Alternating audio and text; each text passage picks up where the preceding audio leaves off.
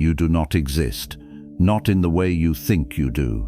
The atoms that make up your body, your brain, the device in your hand, are 99.99999% empty space. And the tiny fraction that is not empty, the part we call solid, the part we call real, did not exist for the first 380,000 years of cosmic history. For nearly 400 millennia after the Big Bang, the universe was too violent, too hot, too chaotic for a single stable atom to survive. Matter as we know it could not form. The building blocks were there, protons, electrons, the raw ingredients of reality, but they could not hold together. They collided, they scattered, they tore each other apart in a blazing sea of plasma that filled all of space. And then something changed. The universe crossed a threshold, a temperature, a moment, a point of no return. And in that instant, the first atom blinked into existence: hydrogen. Simple, stable, real.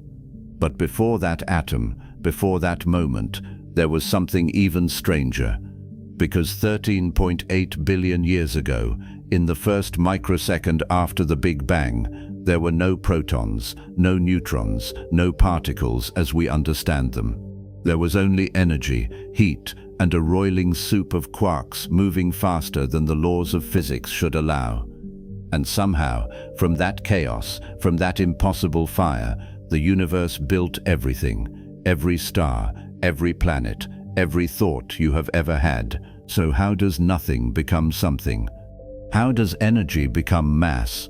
How does a universe too hot for matter to exist cool down just enough to create the periodic table, galaxies, and you? This is that story. Before we begin, let us know in the comments below where in the world you're watching from and what time it is there.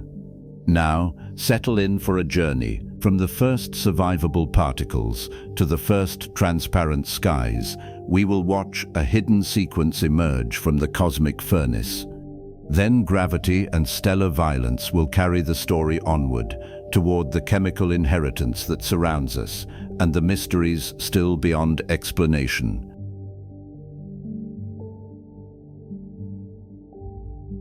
There was no place to stand, no air to breathe, no darkness, because darkness is something, and before the universe began, there was not even that. There was no clock ticking, no empty room waiting to be filled, no stage set for a performance. There was no before in any sense that a human brain can process, because time itself had not been invented yet. And then, 13.8 billion years ago, everything that has ever existed or ever will exist exploded into being from a point smaller than the period at the end of this sentence. We call it the Big Bang, which is a terrible name. It was not big, it was infinitesimally small. And it was not a bang in the sense of an explosion happening inside space. Space itself was being created in that moment, expanding outward from a state of infinite density and temperature that physicists call a singularity. A singularity is not a place. It is the point where every equation we have ever written to describe reality breaks down and starts spitting out infinities and contradictions.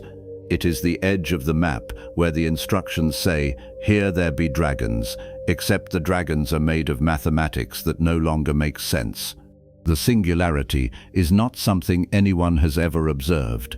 It is not something anyone could observe, because observation requires light, space, and time, and none of those things existed yet.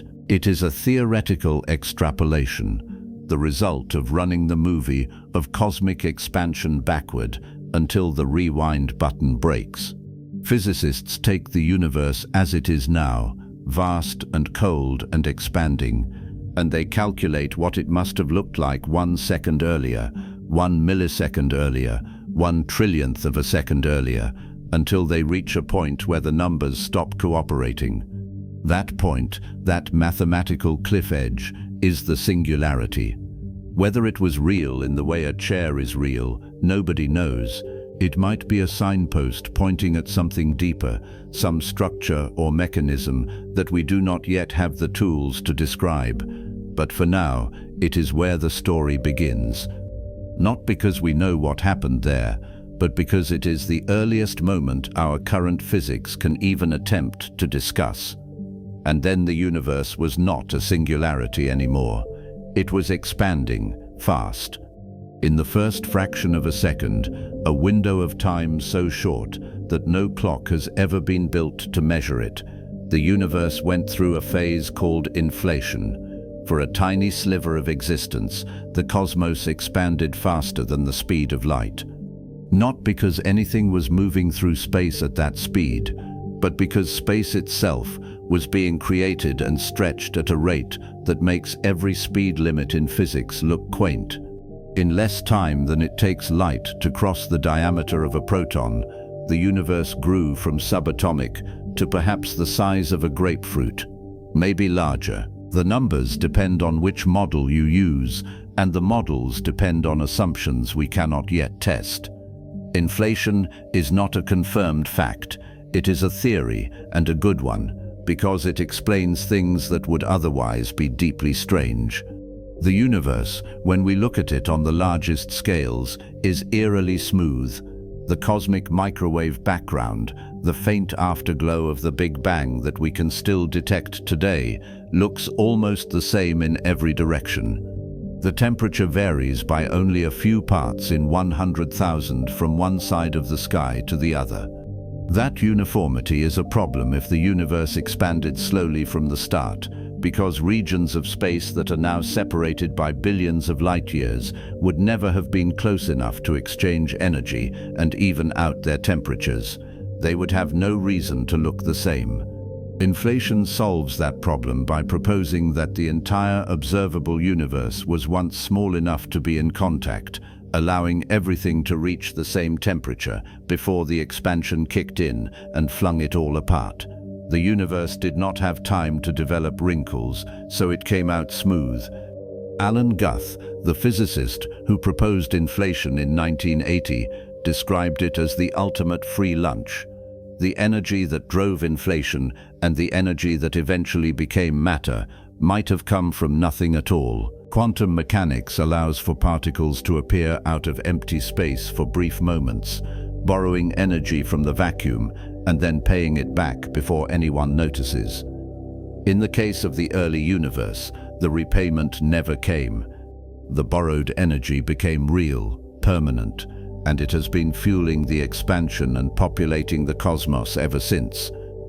Whether that story is correct, we do not know, but it is the least uncomfortable explanation we have for how you get something from nothing.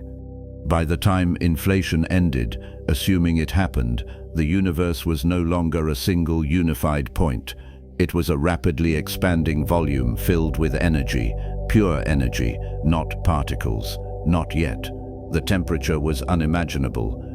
We are talking about 10 to the power of 32 degrees Kelvin in some models, a number so large that it makes the core of the sun look like a cool autumn afternoon.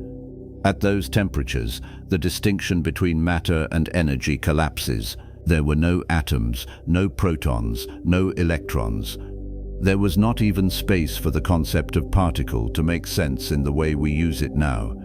The universe was a roiling soup of quantum fields, fluctuating wildly, spitting out particles, and then reabsorbing them before they could do anything interesting. In that chaos, the four fundamental forces of nature, the ones that govern everything in the universe today, were still unified. Gravity, electromagnetism, the strong nuclear force, and the weak nuclear force were not separate phenomena yet. They were different aspects of a single underlying force, the way that ice, water, and steam are all different phases of the same substance. As the universe expanded and cooled, those forces began to peel apart, one by one, like layers of an onion revealing themselves as the outer shell is pulled away. Gravity separated first, within the first instant, pulling away from the other three and becoming the force we now associate with mass and space-time curvature.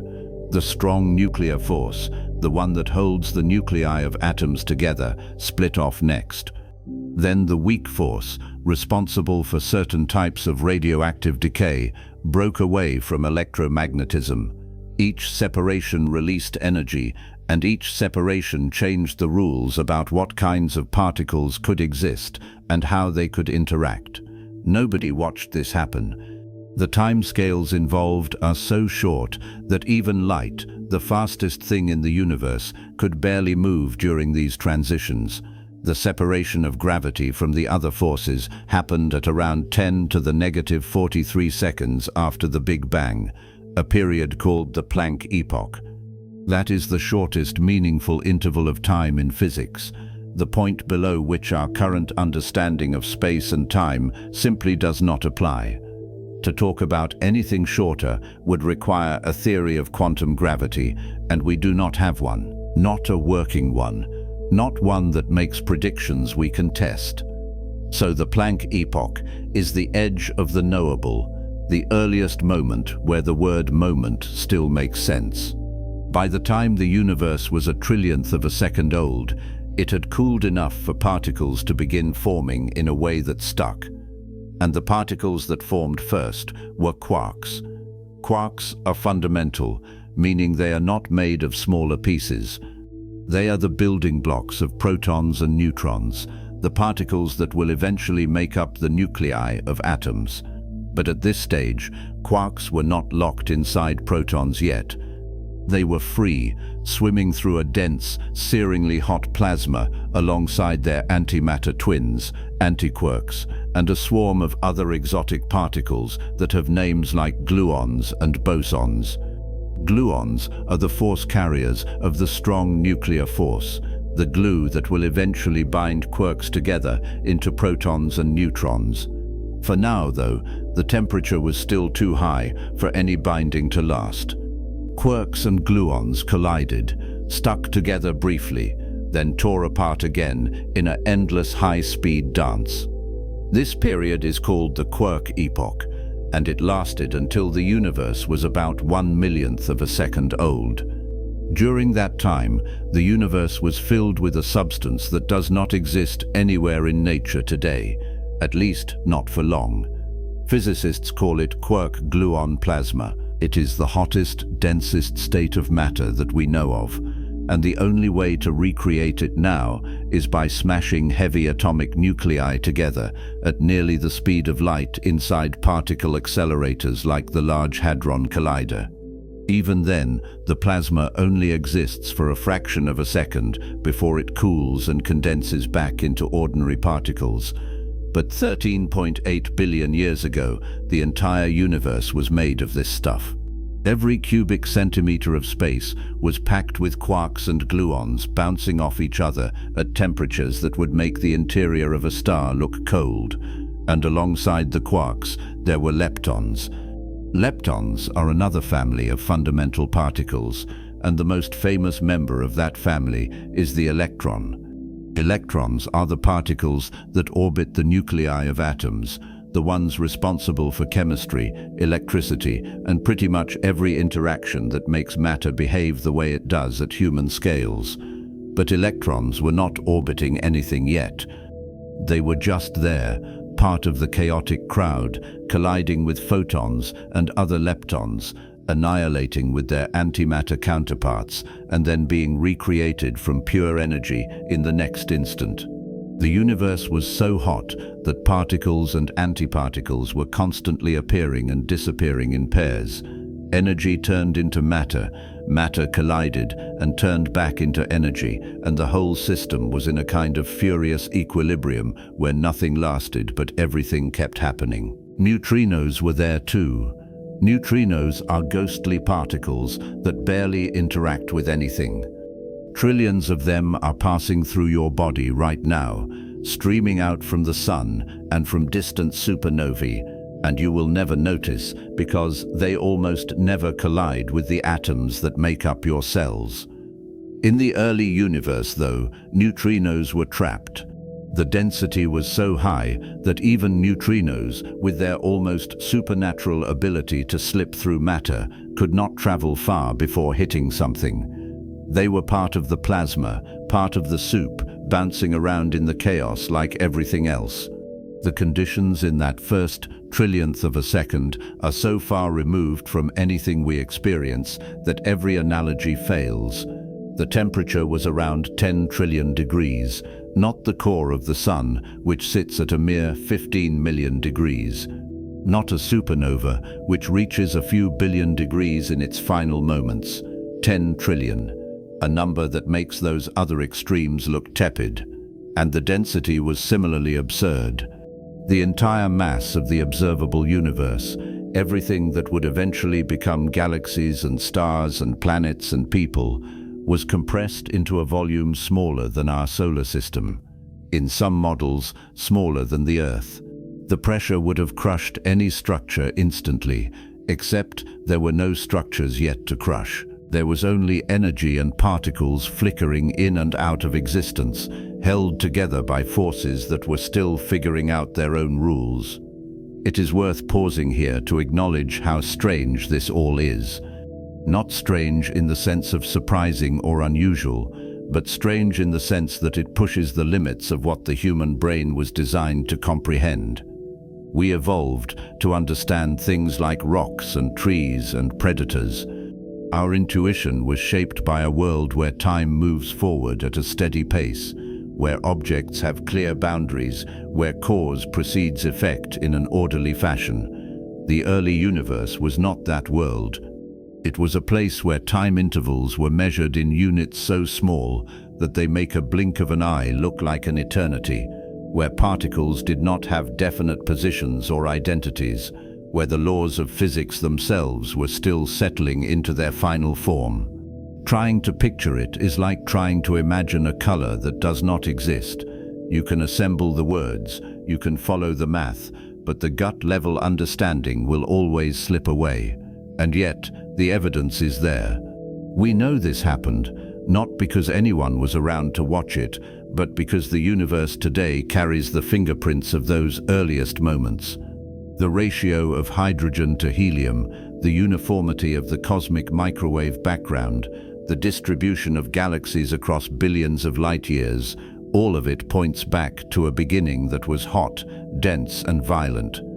The math works, the observations line up, the story hangs together, even if the story itself is almost incomprehensible. By the time the universe was a millionth of a second old, it had cooled just enough for quarks to stop flying around freely. The temperature dropped below a threshold, around 10 trillion degrees, where quarks could finally bind together in stable groups. 3 quarks clustered together to form a proton. A slightly different combination formed a neutron, and in that moment, the universe crossed a threshold. It now contained the raw materials for atomic nuclei, not atoms yet, but the pieces were in place. The factory had opened. The assembly line was about to start.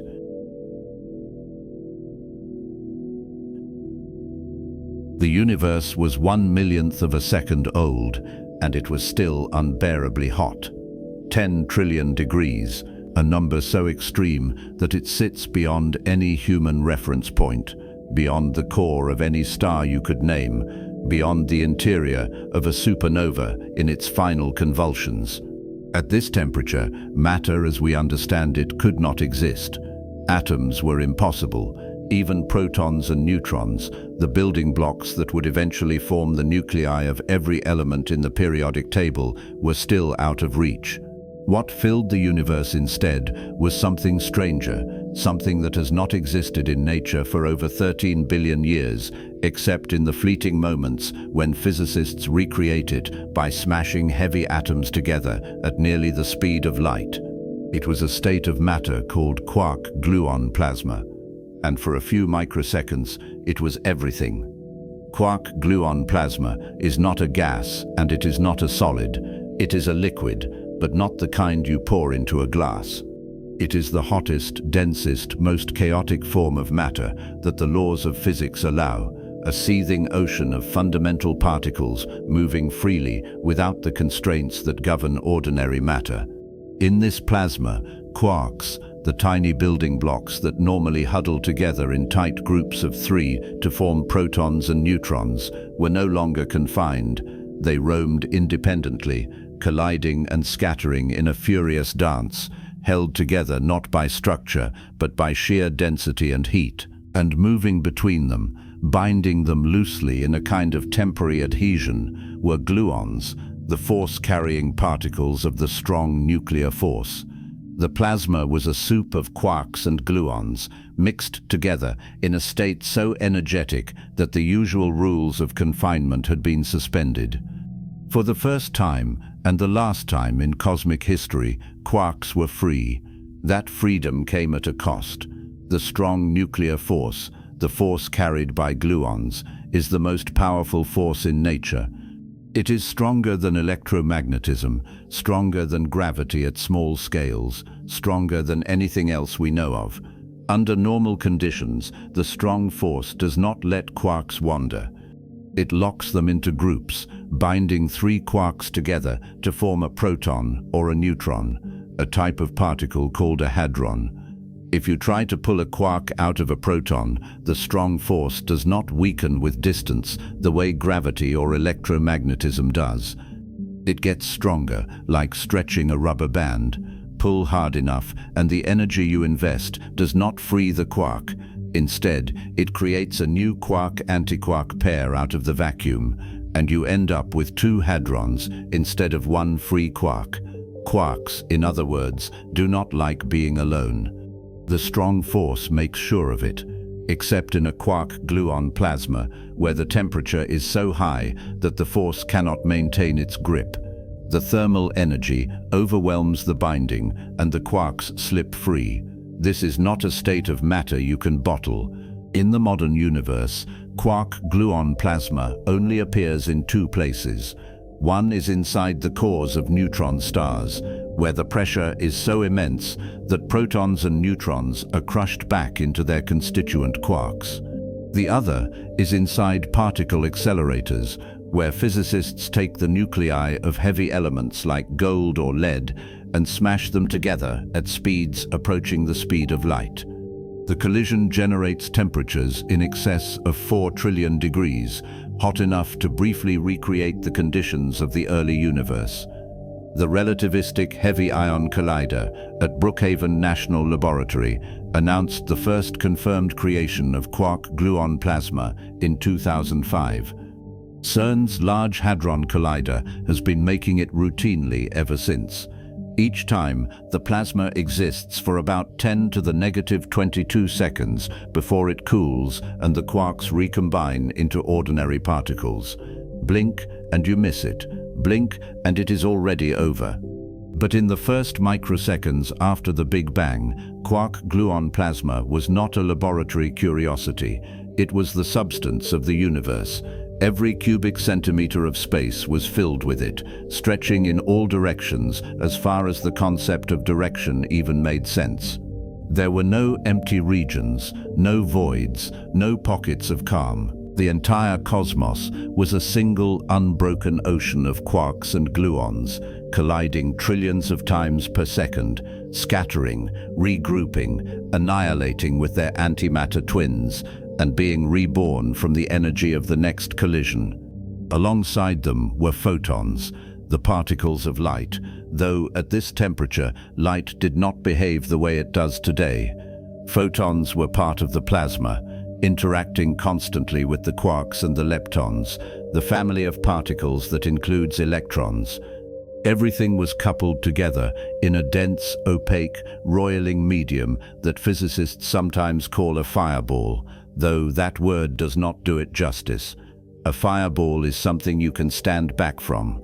This was everything. There was nowhere to stand. The universe at this stage was expanding, but it was not expanding into anything. Space itself was growing, stretching, carrying the plasma with it. And as it expanded, it cooled. That cooling was not gentle. It was not the slow fade of a sunset or the gradual chill of an autumn evening. It was a plunge, a freefall in temperature driven by the relentless stretching of space-time. The universe doubled in size, and the temperature dropped by half. It doubled again, and the temperature dropped again. This was not a process measured in years or even seconds. It was measured in fractions of a microsecond. One moment, the plasma was too hot for quarks to bind together.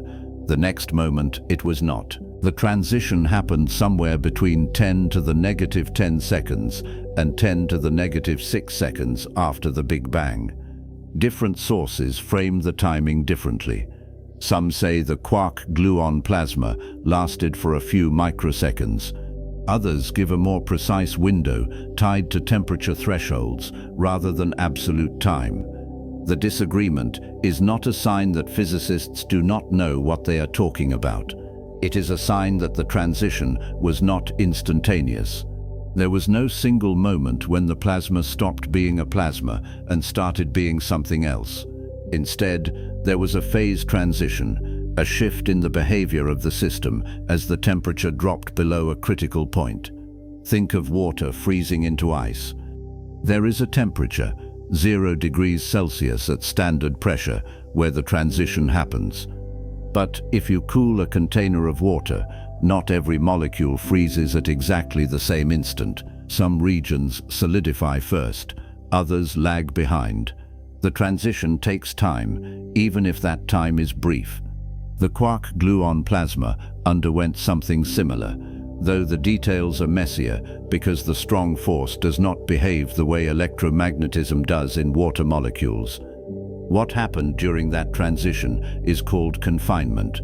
The quarks, which had been moving freely through the plasma, suddenly found themselves locked inside hadrons. 3 quarks clustered together to form a proton. A slightly different combination formed a neutron. Other combinations formed particles called pions and kaons, short-lived mesons that would decay almost immediately into lighter particles. The plasma did not disappear, it reconfigured. The quarks were still there, but they were no longer free. They were prisoners of the strong force, bound together in groups of 2 or 3, confined inside particles that would remain stable for the rest of time. Or in the case of neutrons, stable enough. Free neutrons, the ones not locked inside an atomic nucleus, decay after about 10 minutes. But that was a problem for later. For now, the universe had protons and neutrons, and that changed everything. A proton is made of 3 quarks, 2 up quarks and 1 down quark. The up quark carries a positive electric charge of 2/3, and the down quark carries a negative charge of 1/3. Add them together, and you get a total charge of +1, which is the defining feature of a proton. It is the particle that will eventually sit at the center of a hydrogen atom, the simplest and most abundant element in the universe. A neutron is also made of 3 quarks, but with a different recipe, 1 up quark and 2 down quarks. The charges add up to 0, which is why neutrons are electrically neutral. They do not repel or attract other charged particles the way protons and electrons do. But they are essential for building heavier elements because they add mass to a nucleus without adding charge, allowing nuclei to hold more protons together without being torn apart by electromagnetic repulsion.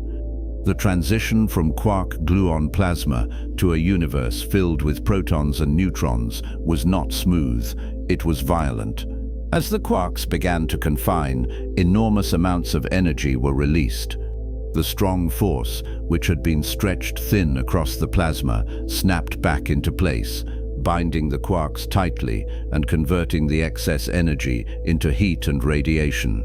The universe flashed with a burst of photons, a spike in temperature that briefly pushed back against the cooling before the expansion carried it away. And alongside the protons and neutrons, the transition produced their antimatter counterparts. Antiprotons and antineutrons mirror images of ordinary matter with the same mass but opposite charge. When a proton and an antiproton collide, they annihilate, converting their entire mass into energy. The same is true for neutrons and antineutrons. And in the first microseconds after confinement, the universe was filled with both. This is where the story takes a strange turn. By all rights, the Big Bang should have produced equal amounts of matter and antimatter. Every quark should have come with an antiquark.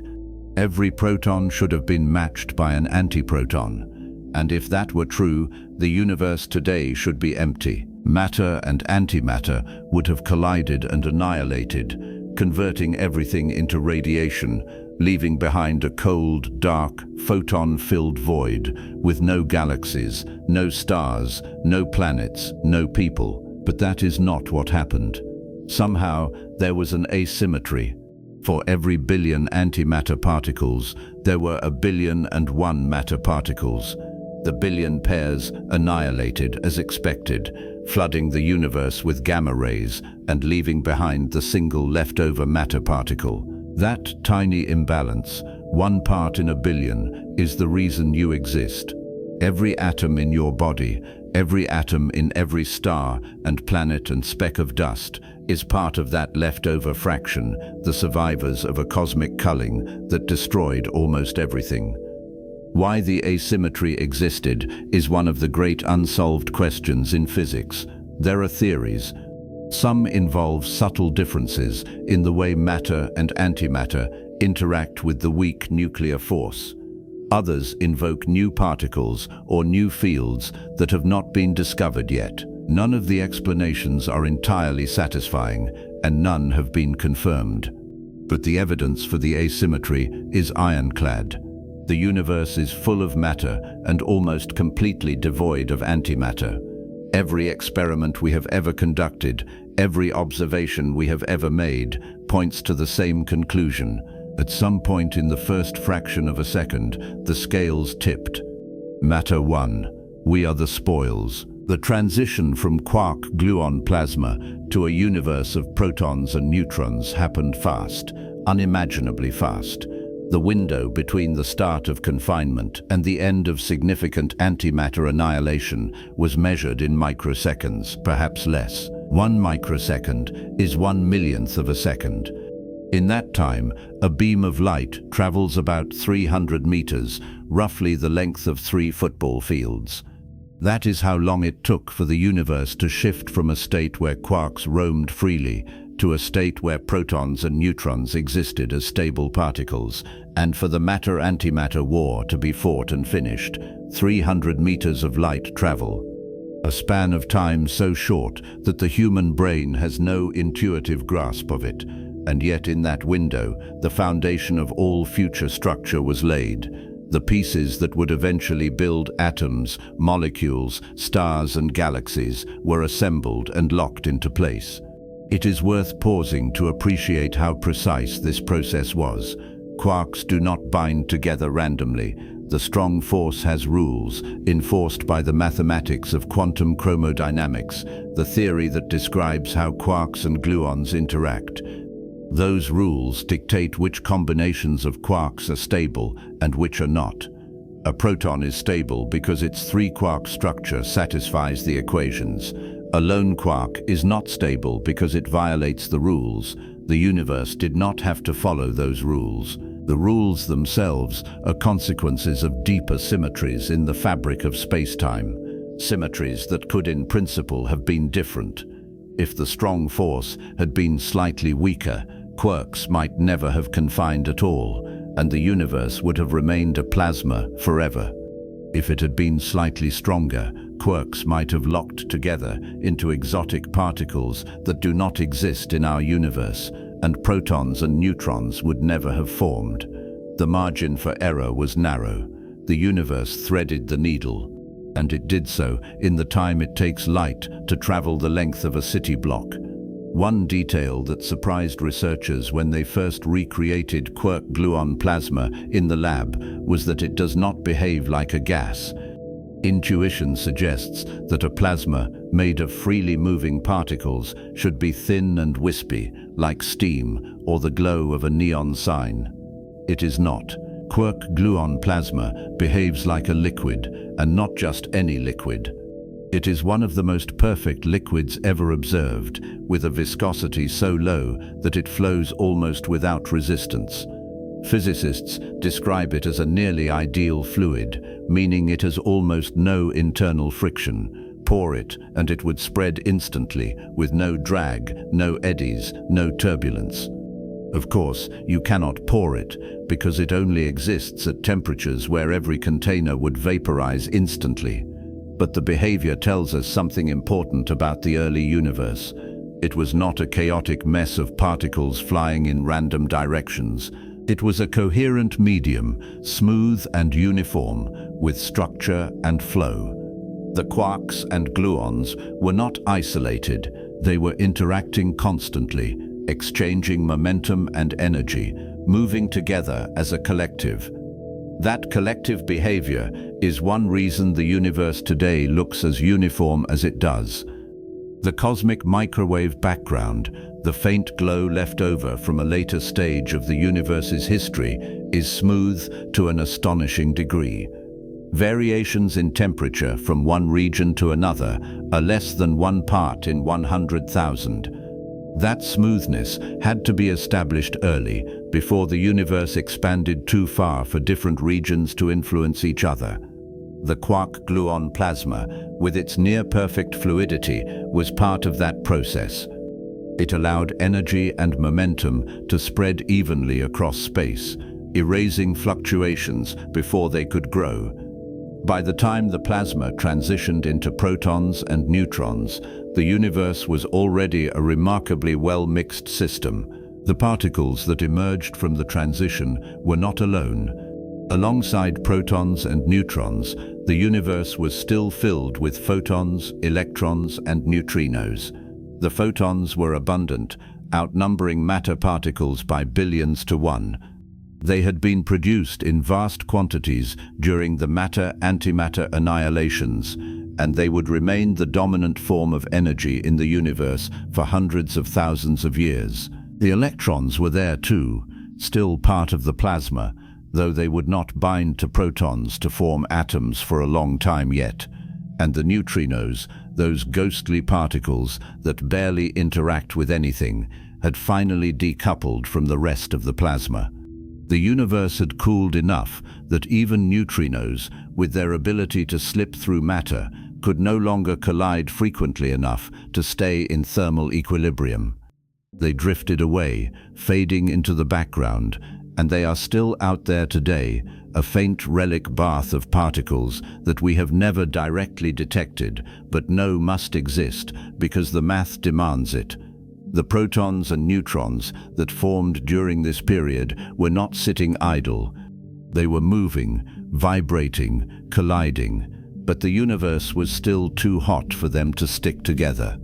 Protons carry positive electric charge, and like charges repel. To bind two protons together into a nucleus requires the strong nuclear force to overcome that electromagnetic repulsion. And that only happens when the particles get close enough for the strong force to take hold, a distance of about 1 femtometer, or 1/4,000,000th of a meter. At 10 trillion degrees, particles are moving so fast that even when they collide, they ricochet apart before the strong force can do anything useful. The temperature needed to drop further. The universe needed to cool below a threshold where nuclear fusion could begin. That threshold was still a few seconds away. For now, the protons and neutrons were stable, but isolated. The building blocks existed, but the construction had not started. This is the moment when the universe crossed a line. Before confinement, there were no stable structures. The quarks and gluons were a formless soup, incapable of holding any lasting shape. After confinement, the universe contained particles that would endure. Protons, as far as we know, do not decay. Some theories suggest they might, over timescales of 10 to the 34 years or more, but no experiment has ever seen it happen. For all practical purposes, a proton is forever. The protons that formed in the first microseconds after the Big Bang are still here, right now, sitting inside the nuclei of hydrogen atoms scattered across galaxies billions of light years away, or locked inside the atoms of your body, or floating in the thin gas between stars. The universe made them once, and they have never gone away. Neutrons are more complicated. A free neutron, one that is not bound inside a nucleus, decays after an average of about 10 minutes. It transforms into a proton, releasing an electron and an antineutrino in the process. This decay is driven by the weak nuclear force, the same force responsible for certain kinds of radioactivity. But neutrons locked inside stable nuclei do not decay. They are held in place by the strong force, bound to protons in configurations that are energetically favorable. The neutrons that formed in the quark-gluon plasma transition did not all survive as neutrons. Many decayed into protons before they could be captured into nuclei. That decay set a clock. If the universe had taken too long to cool to the point where fusion could begin, most of the neutrons would have been lost. There would have been no helium, no heavy elements, nothing but hydrogen. The timeline had to be tight. The universe had to cool fast enough to preserve the neutrons, but slowly enough for fusion to happen at all. It threaded that needle too. The phase transition that ended the quark-gluon plasma era is one of the most important events in cosmic history. It is the moment when the universe stopped being a featureless, undifferentiated medium and started being a place where distinct objects could exist. Quarks became hadrons. Hadrons became the seeds of nuclei. Nuclei would eventually capture electrons and become atoms. Atoms would clump into gas clouds. Gas clouds would collapse into stars. Stars would forge heavier elements and scatter them into space when they died. And from those scattered elements, planets would form. Some of those planets would develop liquid water, organic chemistry, and eventually life. None of that could have happened if the quarks had stayed free. The transition was not optional, it was essential. Without it, the universe would have remained a plasma forever, expanding and cooling into a dark, structureless void. So in the span of a few microseconds, the cosmos transformed. The quark-gluon plasma, that impossibly hot, impossibly dense ocean of fundamental particles, cooled just enough for the strong force to reassert control. Quarks snapped together into protons and neutrons. Matter and antimatter annihilated in a final blaze of energy, leaving behind a tiny excess of matter that would become everything. The universe, which had been a single continuous fluid, became a collection of particles, and those particles, protons and neutrons, were stable. They were ready. The cosmic cauldron was about to ignite, and the first atomic nuclei were about to be forged. The pieces were in place. The next act was waiting.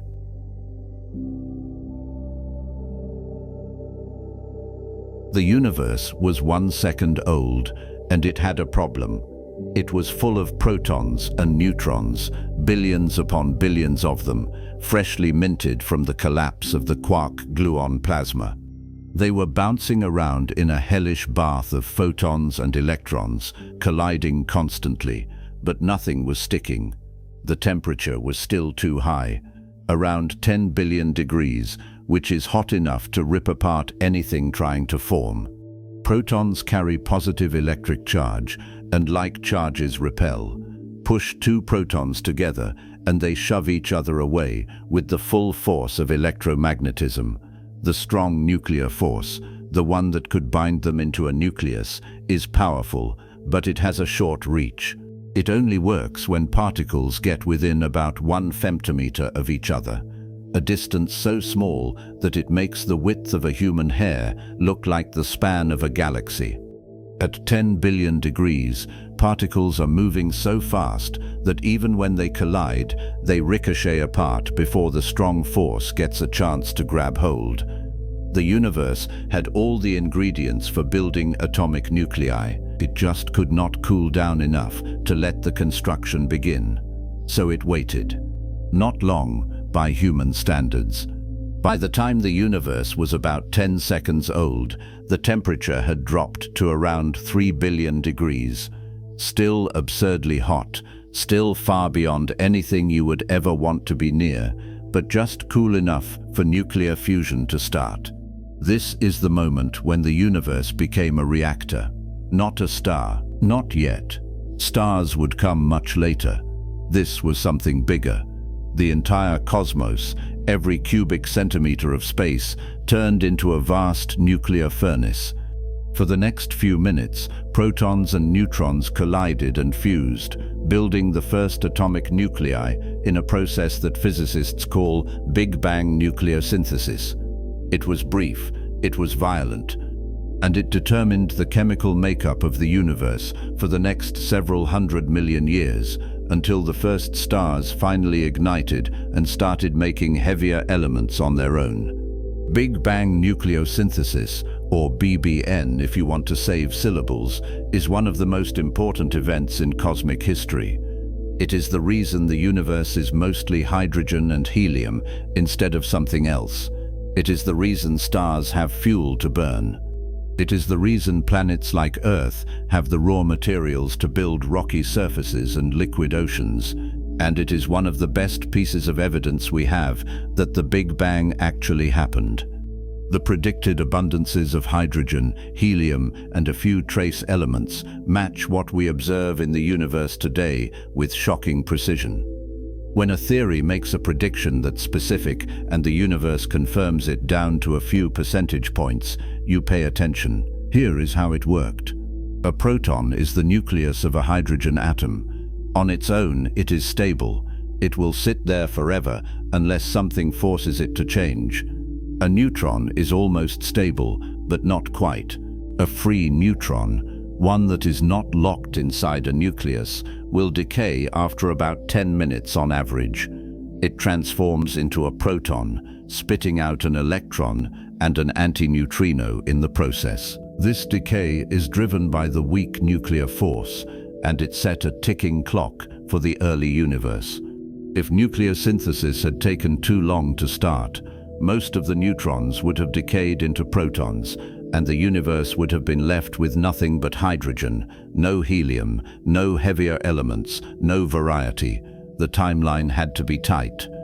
The universe had to cool fast enough to preserve the neutrons, but not so fast that fusion never got started.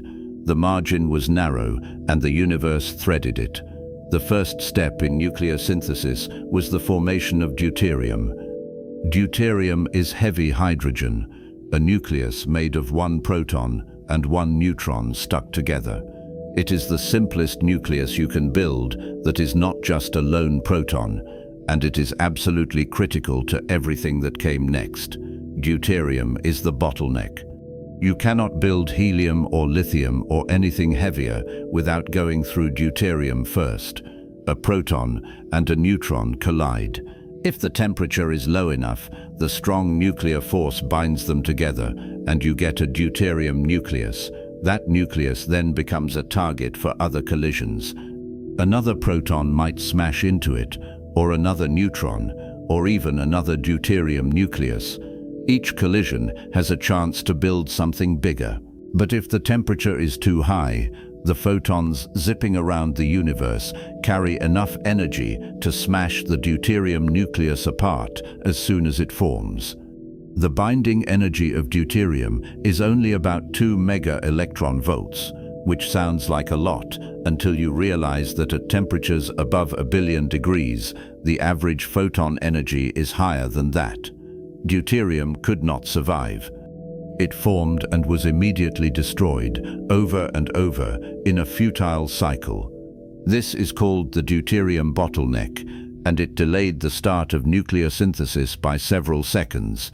The universe had to cool below about 1 billion degrees before deuterium nuclei could survive long enough to do anything useful.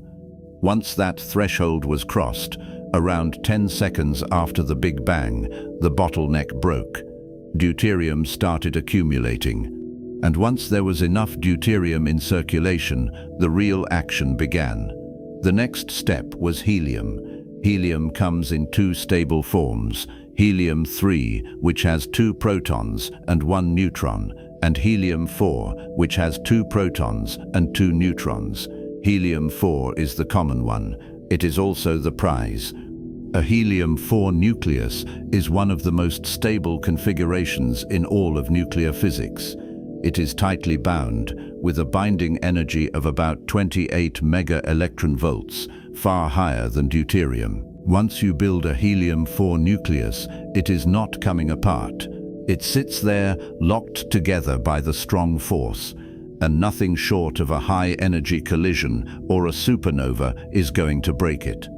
The early universe made helium-4 in vast quantities, and most of it is still here today, sitting inside stars, drifting through interstellar space, or locked inside the atoms of planets and people. The path to helium-4 went through several possible routes.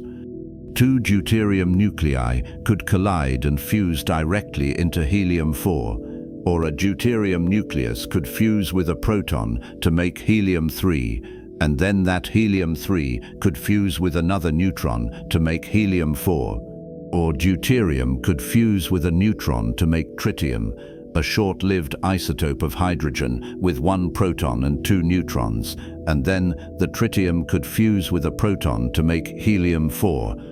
All of these reactions were happening simultaneously, a chaotic tangle of collisions and fusions, each one building up the helium supply. The process was fast. By the time the universe was about 3 minutes old, roughly 75% of all the neutrons in existence had been locked into helium-4 nuclei. The rest were mostly still sitting as free neutrons or had decayed into protons. The helium production line had run at full speed and then shut down, not because it ran out of fuel, but because the universe expanded and cooled so rapidly that the particles stopped colliding with enough energy to fuse. Here is a number that matters. By mass, the universe after Big Bang nucleosynthesis was about 75% hydrogen and 25% helium. That ratio is not a guess. It is a prediction that comes straight out of the physics of the early universe, and it matches what we observe today in the oldest, least chemically polluted regions of space. Look at the gas clouds in the outer edges of distant galaxies, the places where stars have not had time to enrich the material with heavy elements, and you find that same 75-25 split. It is one of the cleanest signatures of the Big Bang, a fossil record written in the chemical composition of the cosmos. But the universe did not stop at helium. It also made trace amounts of other light elements. Deuterium survived in small quantities, about 1 part in 100,000 relative to ordinary hydrogen. Helium-3 made it through as well, at similar trace levels. And then there was lithium-7, the lightest metal, which formed in even tinier amounts, perhaps 1 part in 10 billion. These trace elements are harder to observe than hydrogen and helium, but they are important because they provide an independent check on the whole nucleosynthesis story. If you measure the abundances of deuterium, helium-3, and lithium-7 in old, pristine gas clouds, and they all line up with the predictions from Big Bang nucleosynthesis, then you have very strong evidence that the model is correct, and they do line up. Not perfectly, there are puzzles, but close enough that no serious physicist doubts the basic picture. The lithium issue is worth mentioning because it is one of the few places where the predictions and observations do not quite match. The standard Big Bang nucleosynthesis model predicts a certain amount of lithium-7 should have been made in the first few minutes. When astronomers look at the oldest stars in the universe, the ones that formed from nearly primordial gas, they find less lithium than expected, about 2 or 3 times less. This is called the lithium problem, and it has been sitting there unresolved for decades. Nobody knows why the lithium is missing. Maybe it got destroyed in the cores of those old stars, even though the physics says it should not have. Maybe there is some process in the early universe that we do not understand. Maybe the nuclear reaction rates are slightly off. The discrepancy is not large enough to overturn the entire theory, but it is large enough to be annoying. The universe is holding back one answer, and it is not telling us why. Now here is the question that stops most people when they first hear this story. If the universe was busy fusing hydrogen into helium, why did it stop there? Why not keep going and build carbon, oxygen, iron, all the elements in the periodic table? Why did Big Bang nuclear synthesis only make the lightest elements and leave the rest for stars to handle billions of years later? The answer has two parts, and both of them are frustrating. The first part is that the universe expanded too fast. Nucleosynthesis only works when particles collide with enough energy to overcome the electromagnetic repulsion between protons. That requires high temperatures and high densities. As the universe expanded, both the temperature and the density dropped. By the time the universe was about 20 minutes old, it had cooled to around 100 million degrees. That is still hot by any reasonable standard, but it is too cold for nuclear fusion. The particles were no longer moving fast enough to smash together and stick. The reaction rate plummeted. Fusion stopped. The universe was left with whatever it had managed to build in those first few minutes, and it did not get another chance to make more nuclei until the first stars formed hundreds of millions of years later. The second part is worse. Even if the universe had stayed hot and dense for longer, it still would not have made much beyond helium. There is a gap in the periodic table. There are no stable nuclei with atomic mass 5 or atomic mass 8. If you try to fuse a helium-4 nucleus with a proton, you get lithium-5, which decays almost instantly. If you try to fuse two helium-4 nuclei together, you get beryllium-8, which also decays almost instantly. Both of those decay times are less than a trillionth of a second. The nuclei fall apart before they can capture another particle and build something heavier. This is called the mass 5 and mass 8 gap, and it is a brick wall for nucleosynthesis. The universe could not build carbon or oxygen or anything heavier because there was no stable stepping stone to get there. The only way around the gap is a process called the triple alpha reaction, where three helium-4 nuclei collide almost simultaneously to form carbon-12. That reaction requires extremely high densities and temperatures, the kind you find inside the cores of stars, not in the diffuse, expanding plasma of the early universe. So the universe stopped at helium, sprinkled in a little lithium, and called it a day. The rest of the periodic table would have to wait. NASA describes this period plainly. Most of today's helium had formed by about 5 minutes after the Big Bang. That helium is still here. The helium in a party balloon, the helium that makes your voice go high and squeaky when you inhale it, the helium that fills blimps and cools superconducting magnets, most of it was made in the first few minutes of the universe. Not in a star, not in a supernova, in the Big Bang itself. Every helium nucleus carries that history. It is a relic from a time when the entire cosmos was a fusion reactor, and you can buy a tank of it at a party supply store. CERN puts it another way. Within minutes after the Big Bang, protons and neutrons combined into nuclei.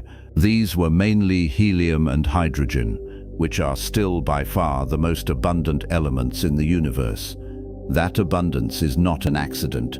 It is a direct consequence of the physics that governed the first few minutes of cosmic history. The temperature, the density, the neutron-to-proton ratio, the expansion rate, all of it fed into a set of nuclear reactions that produced a very specific chemical outcome. Change any one of those parameters by a few percent, and the universe would look completely different. A slightly slower expansion rate would have given nucleosynthesis more time, and the universe might have ended up with more helium and less hydrogen. A slightly faster expansion would have left more neutrons to decay, and the universe might have been almost entirely hydrogen. The window was narrow, and the universe hit it. This is not speculation. The predictions from Big Bang nucleosynthesis are testable. You can calculate how much deuterium, helium-3, helium-4, and lithium-7 should have been produced, and then you can go out and measure those abundances in the real universe. Astronomers have been doing this for decades. They look at distant gas clouds, at the spectra of ancient stars, at the cosmic microwave background, anywhere they can find material that has not been significantly processed by stars. And what they find, over and over, is that the abundances match the predictions, not perfectly. There are uncertainties. The lithium problem is real, but the overall agreement is so good that it is one of the strongest pieces of evidence we have that the Big Bang model is correct. Let's be clear about what nucleosynthesis did and did not do. It built nuclei, not atoms. A nucleus is just the core, the cluster of protons and neutrons held together by the strong force. An atom is a nucleus plus electrons orbiting in a cloud held in place by electromagnetism. During Big Bang nucleosynthesis, the universe was still far too hot for electrons to bind to nuclei. Any electron that tried to attach itself to a proton would have been immediately kicked off by a high-energy photon. The electrons were there, zipping around in the plasma alongside the nuclei and the photons, but they were not bound. The universe was filled with ionized matter, a soup of charged particles that scattered light in every direction. It would stay that way for hundreds of thousands of years. The nuclei that formed during nucleosynthesis were naked, exposed, waiting for the universe to cool down enough for chemistry to begin. That wait was long. The cosmic abundance of 70% hydrogen and 28% helium by mass is sometimes called a fingerprint of the Big Bang. It is a signature that the universe leaves on everything. Stars form from gas clouds that have that ratio.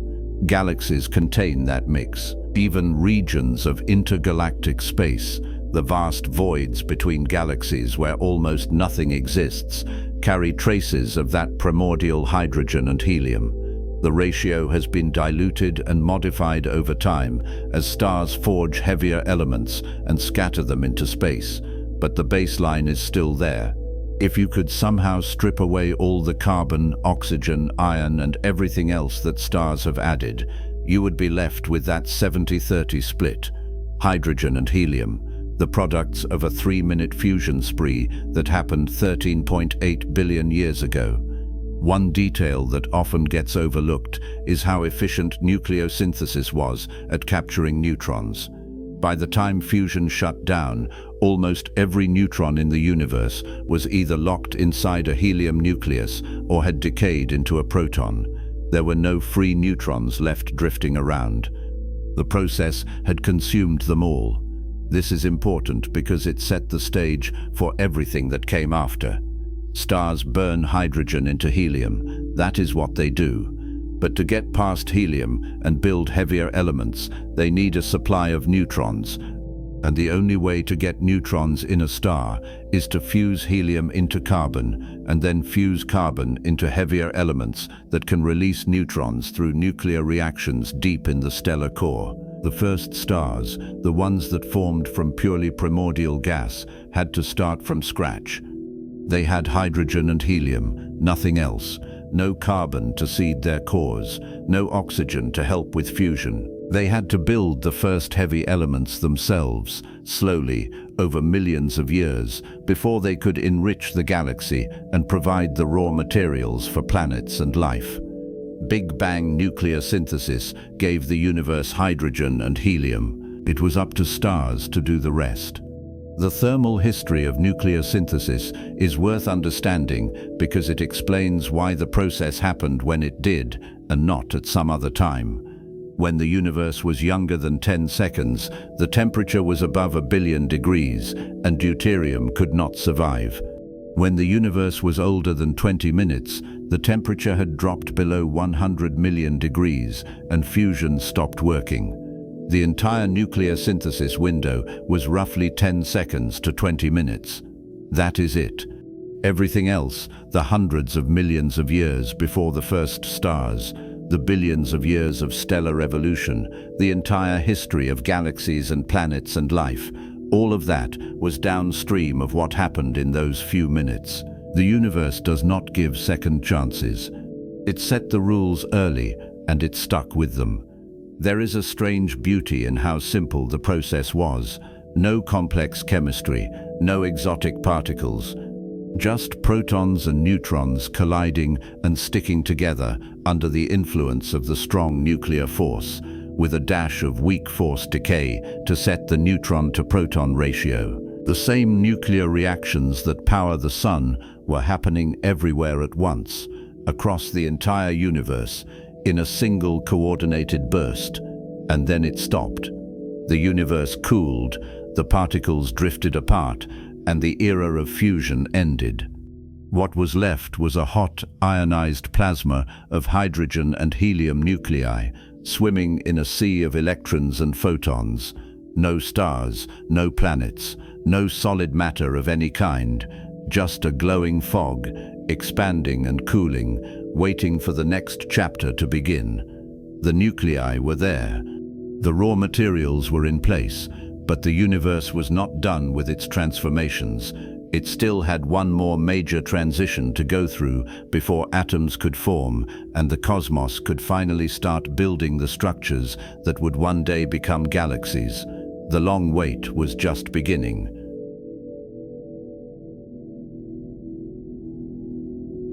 The universe was 20 minutes old, and it had just finished the most productive construction project in history. In less time than it takes to boil an egg, nuclear synthesis had built the first atomic nuclei, hydrogen, helium, a sprinkle of lithium. The raw materials were ready. The building blocks were in place. And then, for the next 380,000 years, absolutely nothing happened. That is not quite true. Plenty was happening. The universe was expanding. It was cooling. Particles were moving, colliding, scattering. Energy was being redistributed across billions of cubic light-years of space. But from the perspective of anyone trying to assemble an actual atom, something with a nucleus and electrons locked together in a stable configuration, those 380,000 years might as well have been a cosmic waiting room. The materials were there, the instructions were clear, and every single attempt to build something ended in failure because the universe was still too hot to let the construction proceed. The problem was not a lack of ingredients, it was the environment. The entire cosmos was a plasma, a seething ocean of charged particles so energetic that nothing could stay together for more than a fraction of a second. Let's be clear about what a plasma is, because the word gets thrown around and most people do not have a good mental picture of it.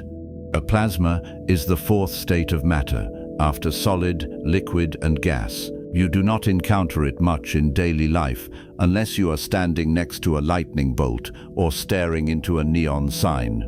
In a plasma, atoms have been ripped apart by heat or energy, leaving behind a soup of free electrons and positively charged nuclei drifting independently. The electrons are no longer bound to any particular nucleus. They are loose, unattached, zipping around at high speeds and colliding with everything in their path. A plasma conducts electricity. It responds to magnetic fields, and critically for the early universe, it scatters light. The universe after Big Bang nuclear synthesis was not just hot, it was a furnace. The temperature sat at around 3,000 degrees Kelvin for most of the plasma era, slowly cooling as space expanded. 3,000 degrees is hot enough to melt steel, vaporize rock, and ionize hydrogen. Ionization is the key word here.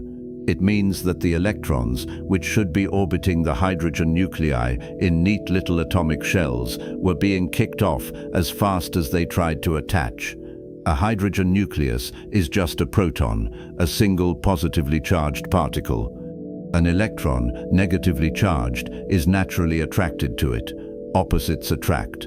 The two should stick together, forming a neutral hydrogen atom, and they tried. Over and over, for 380,000 years, electrons attempted to settle into orbit around protons. And every single time, a photon came along and smacked the electron loose. Photons are particles of light, but at high temperatures, they carry a lot of energy. In the early universe, the average photon had enough energy to ionize hydrogen, meaning it could hit an electron that was trying to bind to a proton and knock it free. This was not a rare event. The universe was flooded with photons, billions of them for every single proton or electron. They were everywhere, bouncing around in every direction, colliding with particles constantly. A newly formed hydrogen atom, one where an electron had just been captured into orbit, would survive for maybe a fraction of a second before a photon broke it apart. The electron would go flying off, the proton would be left naked, and the whole process would start over. The universe was playing a rigged game. The rules were set against stability. Atoms could not form because the environment would not let them. This had consequences. One of the most important was that the universe was opaque. You could not see through it. If you had somehow been standing in the middle of the early universe with a flashlight, which you could not because you would have been vaporized instantly, the beam of light would not have gone anywhere. It would have traveled a short distance, hit a free electron, scattered in a random direction, traveled a bit further, hit another electron, scattered again, over and over, in an endless pinball game. Light could not travel in straight lines because there were too many obstacles. Free electrons are extremely good at scattering photons. The process is called Thomson scattering, and it is the reason the early universe looked like a glowing fog. Photons were trapped, bouncing from electron to electron, unable to escape. The entire cosmos was a wall of light that you could not see through. Think of it this way. You are standing in a dense fog on a cold morning. You can see light. The air around you glows softly, but you cannot see distant objects because the light reflecting off them gets scattered by water droplets before it reaches your eyes. The fog is opaque, not because it absorbs light, but because it redirects it. The early universe was the same, except instead of water droplets, the scattering was done by free electrons, and instead of a foggy morning, it was the entire observable cosmos. Every photon that tried to travel from one side of the universe to the other got tangled up in a web of interactions and never made it. The universe had light, it had energy, it had structure, but it was impossible to see any of that structure because the light kept getting interrupted. The density of the plasma was another problem. The universe at this stage was much smaller than it is today. Space was expanding, but it had not stretched very far yet. Matter was packed together more tightly, which meant particles collided more often. A proton and an electron might drift toward each other, attracted by their opposite charges, but before they could settle into a stable orbit, another particle would slam into one of them and knock it off course. Or a high-energy photon would arrive and ionize the pairing before it had a chance to stabilize. The plasma was not calm, it was not orderly, it was a brawl, a chaotic mess of particles smashing into each other billions of times per second. The photons themselves were part of the problem, but they were also carrying information. Every time a photon scattered off an electron, it picked up a tiny bit of information about the conditions in that region of space. The temperature, the density, the motion of the particles, all of it got encoded into the photon's energy and direction. Those photons are still around today. They have been traveling through space for more than 13 billion years, and we can still detect them. They form the cosmic microwave background, the faint glow of radiation that fills the entire sky. The CMB is not coming from stars or galaxies. It is coming from the plasma era, from the last moment before the universe became transparent. When you point a radio telescope at a blank patch of sky and detect that faint microwave hiss, you are seeing the afterglow of a time when the universe was a hot, dense, glowing fog. You are looking at light that has been traveling toward you since 380,000 years after the Big Bang. The cosmic microwave background is one of the most important discoveries in all of cosmology. It was first detected by accident in 1964 by Arno Penzias and Robert Wilson, two engineers working at Bell Labs who were trying to eliminate noise from a radio antenna. They kept picking up a faint signal that would not go away, no matter where they pointed the antenna or what time of day they observed. It was coming from every direction, uniformly, with no obvious source. After ruling out interference from New York City, atmospheric effects, and even pigeon droppings on the antenna, they concluded that the signal was real. It was not coming from Earth, it was coming from space itself. The signal was the CMB, the relic radiation from the early universe, cooled by cosmic expansion from thousands of degrees down to just under 3 degrees above absolute zero. Penzias and Wilson won the Nobel Prize for the discovery, though they later admitted they had no idea what they were looking at when they first found it. The CMB is shockingly uniform. If you measure the temperature of the radiation in one part of the sky and compare it to another part, the difference is only a few parts in 100,000. That uniformity is one of the strongest pieces of evidence that the early universe was smooth, well mixed, and governed by the same physics everywhere. But the tiny variations that do exist, those few parts in 100,000, are also critically important. They represent the seeds of structure, the slight differences in density that would eventually grow into galaxies, stars, and planets. The CMB is a snapshot of the universe at 380,000 years old, frozen in time, and it tells us more about the early cosmos than almost any other piece of data we have. But the CMB did not exist as observable radiation until the plasma era ended. During those 380,000 years, the photons that would eventually form the CMB were still trapped in the plasma, scattering endlessly. They could not escape. They could not travel freely. They were part of the fog, locked into a dance with the electrons, unable to break free. The universe had to cool down before the photons could be released, and cooling takes time. The expansion of the universe drove the cooling. As space stretched, the distance between particles increased, the density dropped, the temperature dropped. It was not a sudden process. It was gradual, relentless, driven by the geometry of space-time itself. Every time the universe doubled in size, the temperature dropped by half. It started at billions of degrees in the first seconds after the Big Bang. By the time nucleosynthesis finished, it had cooled to around 1 billion degrees. By the time a few thousand years had passed, it was down to a few 100,000 degrees, and it kept dropping, ticking downward as space stretched and the energy diluted across an ever larger volume. 3,000 degrees Kelvin is the magic number. That is roughly the temperature at which hydrogen stops being ionized under the conditions present in the early universe. Above 3,000 degrees, photons have enough energy to knock electrons off protons as fast as they try to attach. Below 3,000 degrees, they do not. The universe crossed that threshold at around 380,000 years after the Big Bang. It was not a sharp transition. There was no single moment when every atom in the universe suddenly formed. Different regions cooled at slightly different rates. Some atoms formed a little earlier, some a little later. But broadly speaking, 380,000 years is when the plasma era ended and the atomic era began. That is when the fog lifted. That is when the universe became transparent for the first time. Before that moment, for the entire plasma era, the universe was locked in a state of frustrated assembly. The nuclei were there, hydrogen nuclei, helium nuclei, a tiny sprinkling of lithium.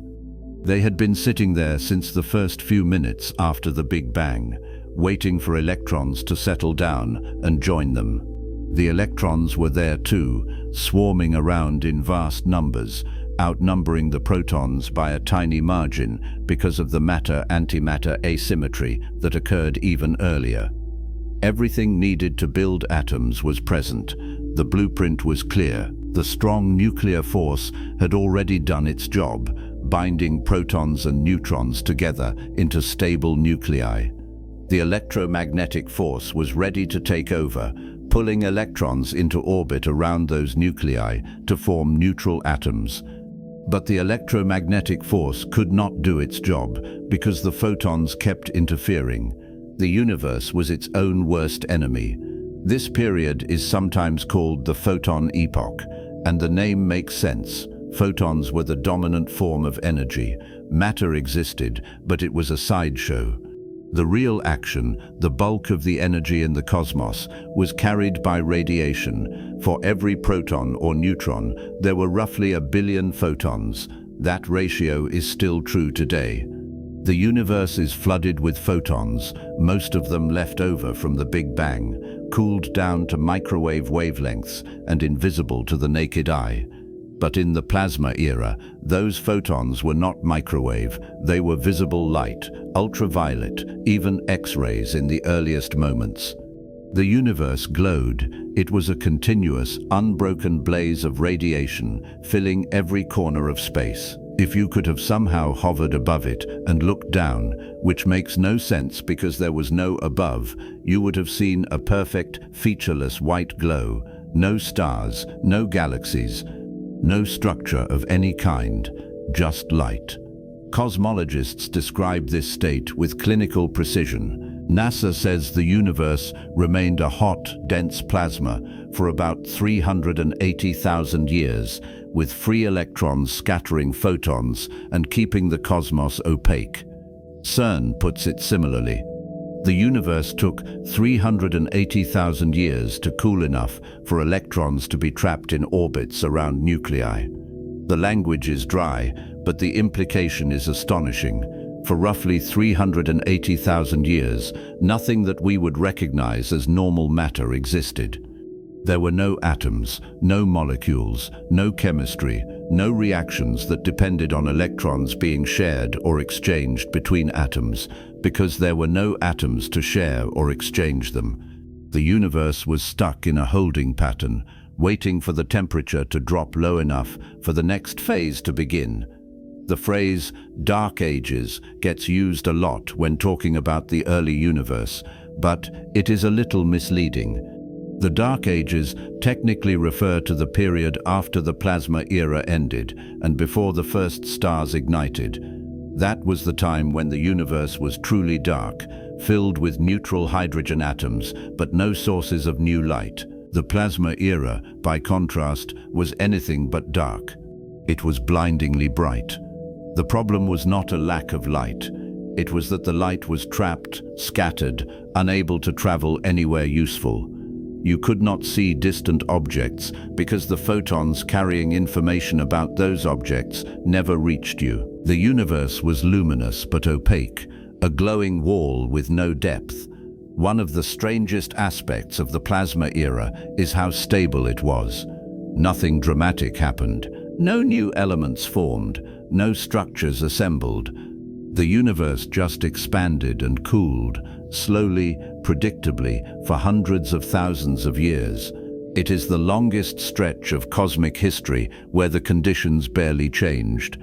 Compare that to the first few seconds, where the universe went from a quark-gluon plasma to a sea of protons and neutrons, or the first few minutes, where nucleosynthesis built the first nuclei. Those were moments of rapid transformation. The plasma era was the opposite. It was a long, slow fade, a gradual decline in temperature with no major events to mark the passage of time. But boring does not mean unimportant. The plasma era set the stage for everything that came after. The smoothness of the cosmic microwave background, the uniformity of the universe on large scales, the tiny density fluctuations that would eventually seed galaxies, all of that was established during the plasma era. The photons that make up the CMB were scattering through the plasma, picking up information, encoding the state of the universe into their energy distribution. When the plasma finally cleared and the photons were released, they carried that information with them, and we can read it today with radio telescopes and satellites. The plasma era was the pen that wrote the CMB, and the CMB is the oldest document in existence. The density fluctuations are worth pausing on because they are the reason the universe is not completely uniform today. If the plasma had been perfectly smooth, with no variations in density from one region to another, then when atoms finally formed, the gas would have stayed smooth. There would have been no reason for it to clump together. No galaxies would have formed, no stars, no planets, no life. The universe would have been a cold, empty void, filled with hydrogen and helium gas drifting forever in a featureless expanse. But the plasma was not perfectly smooth. It had tiny ripples, variations in density of about 1 part in 100,000. Those ripples were quantum fluctuations from the inflationary epoch, stretched to cosmic scales by the rapid expansion of space. During the plasma era, those fluctuations grew slightly, pulled together by gravity, resisted by the pressure of the hot gas. By the time atoms formed, the fluctuations had been imprinted onto the distribution of matter, creating regions that were very slightly denser than average. Those dense regions had a head start. They pulled in more matter, collapsed under their own gravity, and eventually became the first stars and galaxies.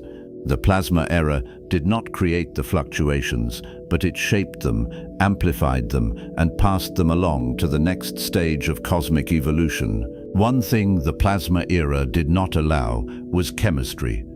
Chemistry is the science of how atoms interact, how electrons are shared or transferred between atoms to form molecules and compounds. None of that could happen during the plasma era because there were no atoms. You need electrons bound to nuclei to do chemistry, and electrons were not bound.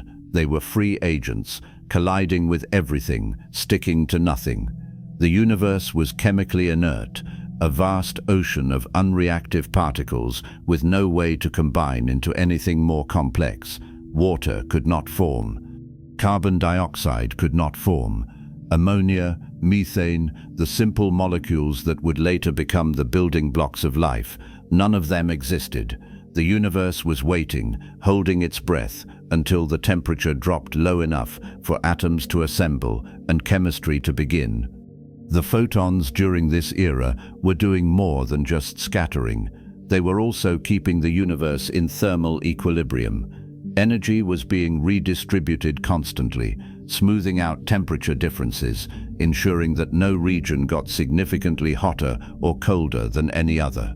This is why the cosmic microwave background is so uniform. The plasma acted like a heat bath, mixing energy across vast distances, preventing any one region from standing out. The tiny fluctuations that did exist were barely strong enough to resist this smoothing. Gravity tried to pull matter together, creating slightly denser regions. Radiation pressure tried to push it apart, smoothing everything out. The two forces balanced, creating a stable pattern of ripples that froze into place when the plasma era ended. Those ripples are visible today in the CMB as tiny temperature variations, and they map directly onto the distribution of galaxies in the modern universe. The seeds of structure were planted in the plasma era, even though the structure itself would not emerge for hundreds of millions of years. The photon-to-baryon ratio, roughly 1 billion to 1, is another number that mattered. Baryons are protons and neutrons, the particles that make up atomic nuclei. The universe had 1 billion photons for every baryon, and that ratio determined how long the plasma era lasted. If there had been fewer photons, the universe would have cooled faster, and atoms would have formed earlier. If there had been more photons, the plasma would have stayed ionized longer, and atoms would have taken even more time to assemble. The ratio was set in the first fraction of a second after the Big Bang, during the matter-antimatter annihilation. It has not changed since. Every photon in the CMB today is a descendant of a photon that was scattering through the plasma 13 billion years ago. Every hydrogen atom in your body is made of a nucleus that sat naked and exposed for 380,000 years, waiting for an electron to finally stick. The plasma era ended, not with a bang, but with a fade. As the temperature dropped toward 3,000 degrees, the rate of ionization slowed. Fewer photons had enough energy to knock electrons off protons. More and more electrons managed to settle into stable orbits before being disrupted. The balance tipped. Atoms began to outnumber ions. The fog started to thin, and then, at some point around 380,000 years after the Big Bang, the universe crossed a threshold. The majority of hydrogen in the cosmos was suddenly neutral, bound into atoms, no longer scattering photons. The light that had been trapped for so long was released. It began traveling freely through space, carrying with it the image of the universe as it had been at that final moment of the plasma era. That light is the cosmic microwave background. It has been traveling ever since, stretched by the expansion of the universe from visible wavelengths into the microwave, and it will keep traveling forever unless something stops it. The plasma era was the universe's adolescence. It was the awkward stage between the violent chaos of the first few minutes and the structured beauty of galaxies and stars. Nothing dramatic happened, no new particles formed, no new forces emerged. The universe just sat there, glowing, expanding, cooling, waiting for the conditions to be right. And then, when the moment finally came, everything changed at once. The fog lifted, the light escaped, atoms formed, and for the first time in cosmic history, the universe became transparent. The long wait was over.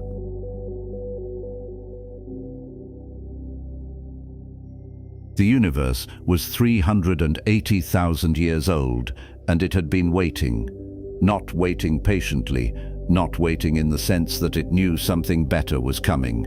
Just waiting because the laws of physics demanded it. The temperature had been too high. The environment had been too chaotic. And for all that time, nearly 400 millennia, the building blocks of atoms had been sitting there, ready to assemble, unable to proceed because the cosmos refused to cooperate. Then, gradually, quietly, without fanfare or announcement, the conditions changed. The temperature dropped below a critical threshold. The fog that had filled the universe since the first moments after the Big Bang began to lift. And for the first time in cosmic history, light could travel in a straight line. This moment has a name. Cosmologists call it recombination, which is one of the most misleading terms in all of physics. The name suggests that electrons and nuclei were combining again, as if they had been together before and were reuniting after a separation. That is not what happened. Electrons and nuclei had never been combined, not once, not ever. From the moment electrons came into existence in the first fraction of a second after the Big Bang, they had been free agents, unbound, zipping through the plasma without attaching to anything. Recombination was not a reunion, it was a first meeting. The term stuck anyway because the physicist who coined it in the 1950s made an assumption based on incomplete information, and by the time anyone realized the error, the word had already embedded itself into every textbook and research paper. Science is full of bad names that refuse to go away. Recombination is one of them. A better name, and one that some researchers prefer, is decoupling. That term describes what actually happened during this period. Photons, the particles of light, had been coupled to matter for the entire plasma era. Coupled means they were interacting constantly, scattering off free electrons billions of times per second, unable to travel more than a short distance before being redirected. Decoupling is the moment when that interaction stopped, when photons finally broke free from the grip of matter and began moving through space without interference. When the universe, which had been opaque for 380,000 years, became transparent. The name decoupling is more accurate, but recombination is what most people say, so that is the term we are stuck with. Language is not always logical. The critical number that made recombination possible was temperature. For the entire plasma era, the universe had been too hot for electrons to stay bound to nuclei. Every time an electron tried to settle into orbit around a proton, a high-energy photon came along and knocked it loose. The process is called ionization, and it kept the hydrogen in the universe in an ionized state, meaning the protons and electrons were separated. Ionized hydrogen is not an atom, it is a plasma, a soup of charged particles that scatters light and conducts electricity. But when the temperature dropped below about 3,000 degrees Kelvin, the average photon no longer had enough energy to ionized hydrogen. The balance shifted. Electrons started sticking to protons faster than photons could knock them off. Neutral hydrogen atoms began to form. And once they started forming, the process accelerated. More neutral atoms meant fewer free electrons. Fewer free electrons meant less scattering. Less scattering meant the photons could escape, carrying energy away from the plasma and cooling it even faster. The transition fed itself, a runaway process that swept across the universe in a span of tens of thousands of years. Not instant, but fast by cosmic standards. The number 3000 Kelvin gets cited often, but it is not as clean as it sounds. Different sources give slightly different values depending on how they define the transition. Some place it at 3700 Kelvin, others say 4000. The variation comes from the fact that hydrogen ionization does not happen at a single sharp temperature. It happens over a range, and where you draw the line depends on whether you are talking about the moment when half the hydrogen is neutral, or when most of it is neutral, or when essentially all of it is neutral. The universe did not flip a switch. It slid gradually from one state to another. But roughly speaking, 3000 Kelvin is the magic number. Below that, atoms win. Above that, plasma wins. At 380,000 years after the Big Bang, the universe crossed that line. 3000 degrees is still unbelievably hot by any human standard.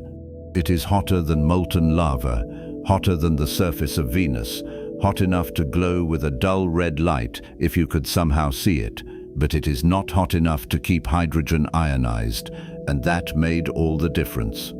The protons that had been sitting naked and exposed since the first few minutes after the Big Bang finally captured electrons. The electromagnetic force, which had been trying to pull electrons into orbit for hundreds of thousands of years, finally got to do its job. Protons and electrons locked together into stable hydrogen atoms.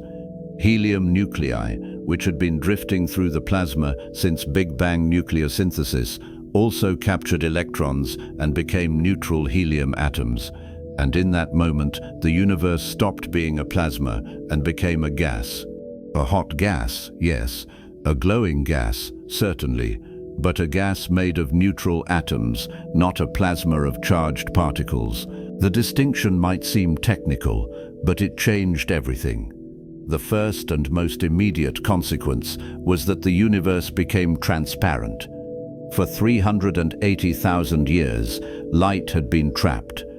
Photons could not travel more than a short distance before scattering off a free electron. The universe was filled with light, but that light was stuck, bouncing endlessly in a chaotic dance that prevented it from escaping. Once the electrons were captured into atoms, they stopped scattering photons. A neutral hydrogen atom can still absorb and emit light, but only at specific wavelengths corresponding to the energy levels of its electron. A free electron scatters photons at all wavelengths, indiscriminately. The difference is enormous. With the electrons bound, most of the photons in the universe suddenly had nothing to scatter off of. They were free. They started moving in straight lines, traveling outward through space, uninterrupted, for the first time in cosmic history. The fog lifted. The universe went from opaque to transparent in a geological blink. This is the moment when the cosmic microwave background was born, not created, born. The photons that make up the CMB had been around since the Big Bang, scattering through the plasma, picking up energy here and losing it there, constantly interacting with matter. Recombination did not create new photons. It released the ones that already existed. When the electrons finally bound to nuclei, the photons decoupled from matter and began their long journey through space. The CMB is not light from stars. It is not light from galaxies. It is light from the moment the universe became transparent, the last scattering surface of the plasma era, frozen in time and stretched by cosmic expansion into microwaves. Every photon in the CMB carries information about the state of the universe at 380,000 years old. The temperature, the density, the tiny fluctuations that would eventually become galaxies, all of it encoded into the energy and direction of those photons. And we can still detect them today, more than 13 billion years later, arriving from every direction in the sky. The discovery of the CMB is one of the great accident stories in the history of science. In 1964, two engineers named Arno Penzias and Robert Wilson were working at Bell Labs in New Jersey, testing a large radio antenna that had been built for satellite communications. They kept picking up noise, a faint, persistent hiss that would not go away no matter where they pointed the antenna or what time of day they observed. They cleaned the antenna, they checked the wiring, they even chased pigeons out of the horn and scrubbed away the droppings, thinking that might be causing interference. The noise remained. It was uniform, coming from every direction, with no variation. Penzias and Wilson had no idea what they were looking at. They were engineers, not cosmologists. They just wanted the noise to stop so they could get on with their work. Meanwhile, a few miles away at Princeton University, a team of physicists led by Robert Dicke had been developing the theoretical framework for what the CMB should look like. They predicted that if the Big Bang had happened, there should be a faint glow of radiation filling the entire universe, cooled by expansion to just a few degrees above absolute zero. They were planning to build an instrument to search for it. When Dicke heard about the noise that Penzias and Wilson were detecting, he realized immediately what it was. Someone had beaten them to the discovery by accident. Penzias and Wilson had found the CMB without knowing they were looking for it. The two groups published their results together in 1965. Penzias and Wilson described the signal. Dicke's team explained what it meant. The discovery was so significant that Penzias and Wilson were awarded the Nobel Prize in Physics in 1978. Dicke, who had done the theoretical groundwork, was not included, a snub that is still debated in physics circles today. The CMB is shockingly uniform. Measure the temperature in one part of the sky, and it comes in at about 2.725 degrees Kelvin. Measure it in the opposite direction, billions of light years away, and you get the same number to within a few parts in 100,000. That uniformity is one of the strongest pieces of evidence that the early universe was smooth, well mixed, governed by the same physics everywhere. If the universe had been lumpy or chaotic at the moment of recombination, the CMB would reflect that. It would show large temperature variations from one region to another. It does not. The variations that do exist are tiny, less than 1 part in 10,000, and those tiny ripples are exactly what cosmologists were hoping to find because they represent the seeds of structure. Regions that were slightly denser than average at the time of recombination would go on to collapse under gravity and form the first galaxies. The CMB maps those density differences with extraordinary precision. It is a snapshot of the universe at 380,000 years old, and it is the oldest light anyone has ever seen or ever will see. The process of recombination did not happen everywhere at the same instant. The universe is large, and conditions varied slightly from place to place. Some regions cooled a little faster, others took a little longer. Recombination unfolded gradually over a period of tens of thousands of years, maybe longer. That might sound like a long time, but compared to the hundreds of thousands of years that came before it and the billions of years that came after, it is a blip. The transition was not a sharp boundary. It was a phase change, like water freezing into ice or steam condensing into liquid. There is a temperature range where both states coexist, and the system shifts from one to the other as the temperature crosses the threshold. The universe during recombination was like that. Some hydrogen was still ionized, some was already neutral. The ratio shifted over time until the neutral atoms dominated. One detail that often gets overlooked is how empty the universe was during recombination. Space had been expanding for 380,000 years, and matter had been spreading out along with it. By the time atoms formed, the average density of the universe was about 1 hydrogen atom per cubic centimeter. For comparison, the air you are breathing right now contains roughly 10 to the 19th molecules per cubic centimeter. The early universe, even during the dense plasma era, was a near-perfect vacuum by Earth standards, but it was uniform. That 1 hydrogen atom per cubic centimeter was everywhere, spread evenly across billions of light years.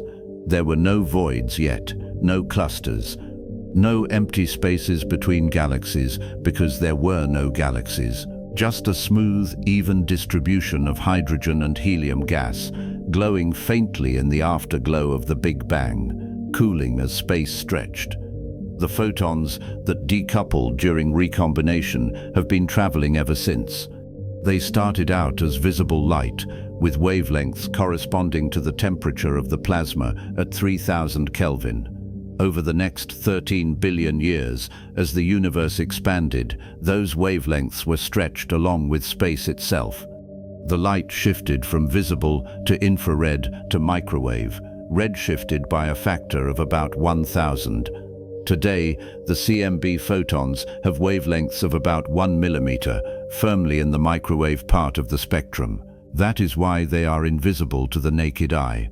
Human eyes cannot detect microwaves, but radio telescopes can, and satellites designed to map the CMB can measure its temperature and polarization with incredible accuracy. The most famous of these satellites are COBE, which launched in 1989, WMAP, which operated from 2001 to 2010, and Planck, which ran from 2009 to 2013. Each generation of instruments revealed finer details in the CMB, mapping the tiny temperature fluctuations with ever greater precision. The data from Planck is so detailed that cosmologists can extract information about the age of the universe, its composition, its expansion rate, and the distribution of dark matter, all from a single map of microwave radiation. The European Space Agency describes recombination plainly. This was the first time the universe became transparent to light. Before that moment, photons could not travel freely. After it, they could. The transition marked the end of the photon epoch and the beginning of what some call the Dark Ages, though that name is also slightly misleading because the universe was not entirely dark. It was filled with the fading glow of recombination, a dim red light that cooled and dimmed over time as space expanded. But there were no new sources of light yet. No stars, no galaxies, just the afterglow of the Big Bang, slowly fading into the infrared and beyond. The Dark Ages would last for several 100 million years, until the first stars ignited and began lighting up the cosmos again. But that is a story for later. For now, the important point is that recombination was the dividing line. Before it, the universe was a glowing plasma. After it, the universe was a cooling gas of neutral atoms, transparent to light, ready to collapse into the structures we see today. NASA frames recombination as the moment when free electrons combined with protons to make neutral hydrogen. The language is straightforward, almost clinical, but the implications are staggering. Every hydrogen atom in your body, every molecule of water you drink, every breath of air you take contains hydrogen atoms that formed during recombination or shortly afterward. The protons in those atoms have been around since Big Bang nuclear synthesis, sitting naked and exposed for hundreds of thousands of years. The electrons joined them at recombination, and they have stayed together ever since. The atoms that make up your cells, your tissues, your bones, are relics of that moment. You are made of recombination. One of the stranger facts about recombination is that it is poorly named, not just because it was a first-time combination, but because it is also technically reversible. If you heat hydrogen gas above 3000 Kelvin, it ionizes. The electrons get kicked off the protons, and the gas becomes a plasma again. This happens inside stars all the time. The core of the Sun is a plasma of ionized hydrogen fusing into helium under immense pressure and temperature. The surface of the Sun, which is cooler, contains neutral hydrogen atoms that emit the light we see. The transition between plasma and neutral gas is not a one-way street. It is a reversible phase change governed by temperature and density. The early universe passed through that transition once, cooling from plasma to neutral gas. Stars reverse it constantly, heating gas back into plasma to fuel their nuclear reactions. The chemistry of the universe is written in phase changes, and recombination was the first major one after nuclear synthesis. The timing of recombination, 380,000 years, is precise because we can measure it directly from the CMB. The photons that decoupled at that moment carry information about how far they have traveled and how much the universe has expanded since they were released. By measuring the redshift of the CMB and comparing it to the redshift of distant galaxies, cosmologists can calculate how old the universe was when the CMB formed. The number has been refined over decades of observation, and it has settled at around 370 to 390,000 years, depending on which dataset you use. The uncertainty is small, a few percent at most. We know when recombination happened with a precision that would have seemed impossible 50 years ago. The cosmic microwave background is often described as a baby picture of the universe. That phrase is accurate. The CMB shows us what the universe looked like when it was less than 1% of its current age. A snapshot taken when the cosmos was still smooth and uniform, before galaxies had formed, before stars had ignited, before planets or life or anything complex had emerged. It is the earliest direct image we have. There is no way to see further back, because before recombination, the universe was opaque. Any light from earlier times scattered away before it could travel anywhere. The CMB is the oldest light we can ever hope to observe, the final scattering surface beyond which no photon can reach us. It is the edge of the visible universe in time, the farthest back we can see, and it is beautiful. The CMB maps are filled with swirls and ripples, tiny variations in temperature that trace the density fluctuations in the early universe. Those ripples are the seeds of galaxies. They are the reason the universe is not a featureless void. They are the beginning of structure, frozen into the light at the moment the universe became transparent. Recombination is one of the most important events in cosmic history because it unlocked the next phase of evolution. Without recombination, the universe would have remained a plasma forever, glowing faintly as it expanded, never forming stars or galaxies or anything more complex than free protons and electrons drifting through space. But once atoms formed, gravity could start working. Neutral gas can clump together under its own weight.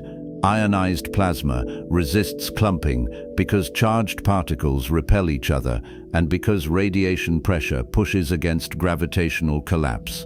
Neutral gas has no such resistance. It can collapse, condense, fragment, and eventually form stars. Recombination removed the barriers. It turned the universe from a static, featureless plasma into a dynamic, evolving system capable of building structures. The first galaxies could not have formed without recombination. The first stars could not have ignited without recombination. And life, billions of years later, could not have emerged without the atoms that formed at that moment. The universe after recombination was not empty. It was full of hydrogen and helium gas, spread thinly across space, cooling as the expansion continued. The gas was not perfectly smooth. The density fluctuations that had been imprinted during the inflationary epoch, amplified during the plasma era, and frozen into the CMB at recombination, created regions that were slightly denser than average. Those regions had a gravitational advantage. They pulled in more gas, growing denser, collapsing under their own weight. Over time, those overdense regions would become the seeds of the first galaxies. But that process took time, hundreds of millions of years. For now, the universe was a cooling, transparent expanse of neutral gas, lit only by the fading glow of the Big Bang, waiting for gravity to do its work. The atoms were there. The raw materials were ready. The construction of the cosmos was about to begin.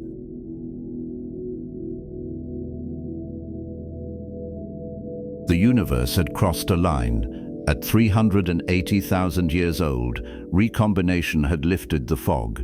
Light could finally travel freely. The plasma had become a gas.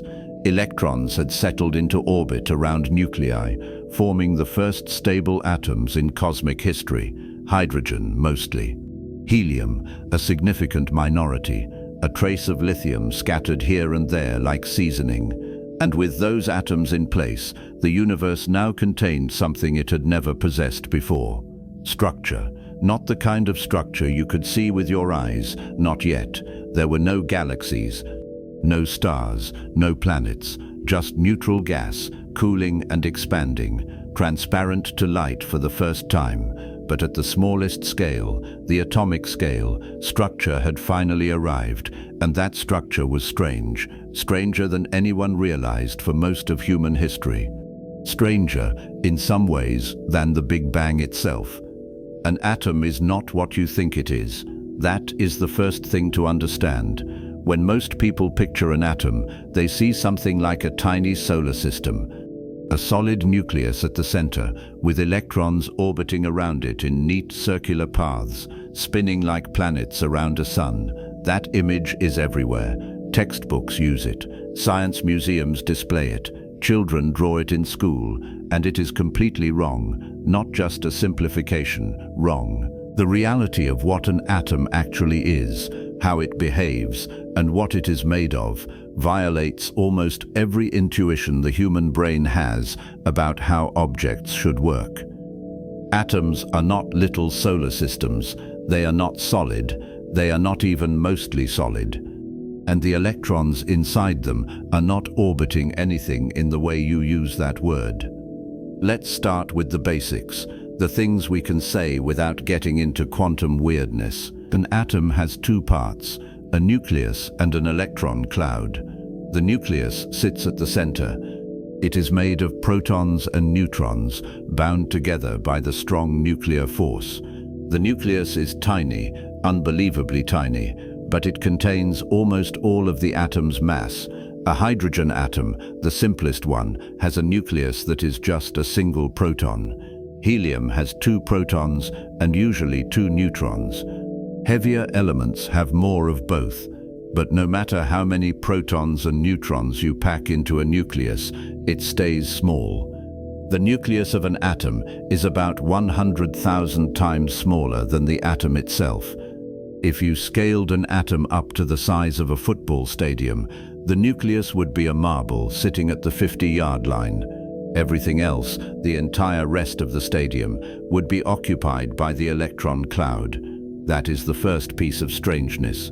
The thing that gives an atom its size, the thing that determines how big it is when you try to measure it, is not the nucleus. It is the space taken up by the electrons, and electrons are not solid objects. They are point particles with no measurable size at all. The electron cloud is not a cloud in any normal sense. It is not made of mist or gas or tiny droplets of electron stuff. It is a region of space where an electron might be found if you look for it. Might. That word is critical. Before you measure where an electron is, it does not have a definite position. It is not sitting in one spot, waiting for you to find it. It exists in a state called a superposition, which is physics jargon for saying the electron is in multiple places at once, not moving quickly between those places, not flickering back and forth, actually occupying all of those places simultaneously until something forces it to pick one. When you measure the electron's position, the superposition collapses and the electron appears in a single location. But before the measurement, it was genuinely spread out across the entire cloud. This is not a metaphor. It is not a way of saying we do not know where the electron is. We know exactly where it is. It is everywhere in the cloud at once, with different probabilities for different locations. The electron does not have a position until you make it choose one. This behavior is called wave-particle duality, and it is one of the central features of quantum mechanics. Electrons are particles. They have mass, charge, and spin, but they also behave like waves. Waves do not have precise locations. A wave on the ocean is not at a single point. It is spread out over a region, with peaks and troughs, and a shape that extends across space. Electrons are the same. When an electron is bound to a nucleus, it forms a standing wave, a pattern that wraps around the nucleus in a stable configuration. The shape of that pattern, the way the wave wraps and folds and interferes with itself, determines the electron's energy level and the size of the atom. The electron cloud is not a swarm of tiny particles buzzing around a nucleus. It is the shape of a wave function, a mathematical description of where the electron could be and with what probability. And that wave function is not a physical thing you could touch or see.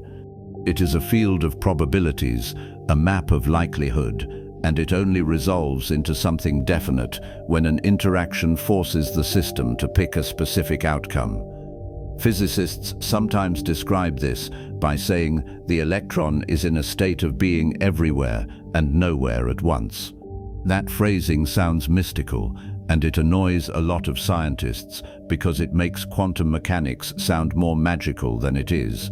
But the phrase is trying to capture something real. The electron is not hiding in one spot, unknown to us. It is not zipping around so fast that we cannot track it.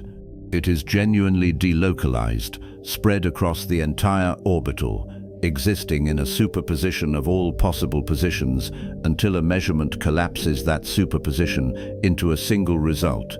That is not an interpretation. That is what the math says. And the math has been tested more thoroughly than almost any other theory in physics. Quantum mechanics makes predictions that match experimental results to 15 decimal places. It works. Whether it makes intuitive sense is irrelevant. The universe does not care if you find it confusing. The shape of the electron cloud depends on the energy of the electron and the electromagnetic force pulling it toward the nucleus. The simplest case is hydrogen. One proton, one electron. The electron settles into the lowest energy state it can find, which forms a spherical cloud around the proton. The cloud is densest near the nucleus and fades out as you move farther away, but there is no sharp boundary. The electron could be anywhere within that cloud, with higher probability near the center and lower probability at the edges. For helium, which has 2 protons and 2 electrons, the electrons both occupy the same spherical orbital, but they have opposite spins, which is the only way quantum mechanics allows them to share the same space. Add more protons and more electrons, and the orbitals get more complicated.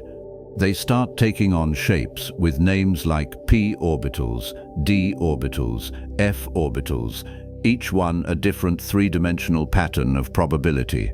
Some look like dumbbells, some look like clover leaves. Some are so convoluted that describing their shape in plain language is almost impossible. But all of them are probability clouds. None of them are tiny particles circling a nucleus. The popular saying that atoms are 99.99999% empty space comes from comparing the size of the nucleus to the size of the atom. If the nucleus is a marble and the atom is a stadium, then yes, most of the volume is empty. But that statement is misleading in 2 ways. First, the space is not empty in the sense of being void. It is filled with the electron cloud, which is not made of matter but is still a real physical field. Second, the nucleus itself is not solid.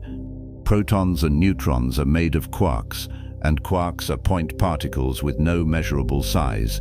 The strong nuclear force binds them together, but there is no hard surface, no solid core at the center of a proton. Zoom in far enough, and everything dissolves into fields and forces. There is no solid anywhere, not in the nucleus, not in the electrons, not in the bonds between atoms. The entire concept of solid matter is an illusion created by electromagnetic repulsion between electron clouds. When you touch a table, your hand does not make contact with the atoms in the table. The electron clouds in your hand repel the electron clouds in the table, and the force of that repulsion is what you feel as solidity. You have never touched anything in your life. Every object you have ever held, every surface you have ever leaned against, every person you have ever embraced, all of it was separated by a nanometer scale gap held in place by electromagnetic forces. Solidity is a lie told by quantum fields. The electromagnetic force is what holds atoms together. It is one of the 4 fundamental forces of nature, and at the scale of atoms, it is the only one that matters for most purposes. Gravity is too weak to have any effect on individual atoms. The strong nuclear force only works inside the nucleus, binding protons and neutrons together. The weak nuclear force governs certain types of radioactive decay, but plays no role in the day-to-day stability of atoms. The electromagnetic force is the workhorse. It pulls electrons toward the nucleus because opposite charges attract. Protons are positively charged. Electrons are negatively charged. The attraction between them is what keeps the electron bound to the atom instead of flying off into space. But the electromagnetic force also pushes back. Electrons repel each other because they have the same charge. Protons repel each other for the same reason.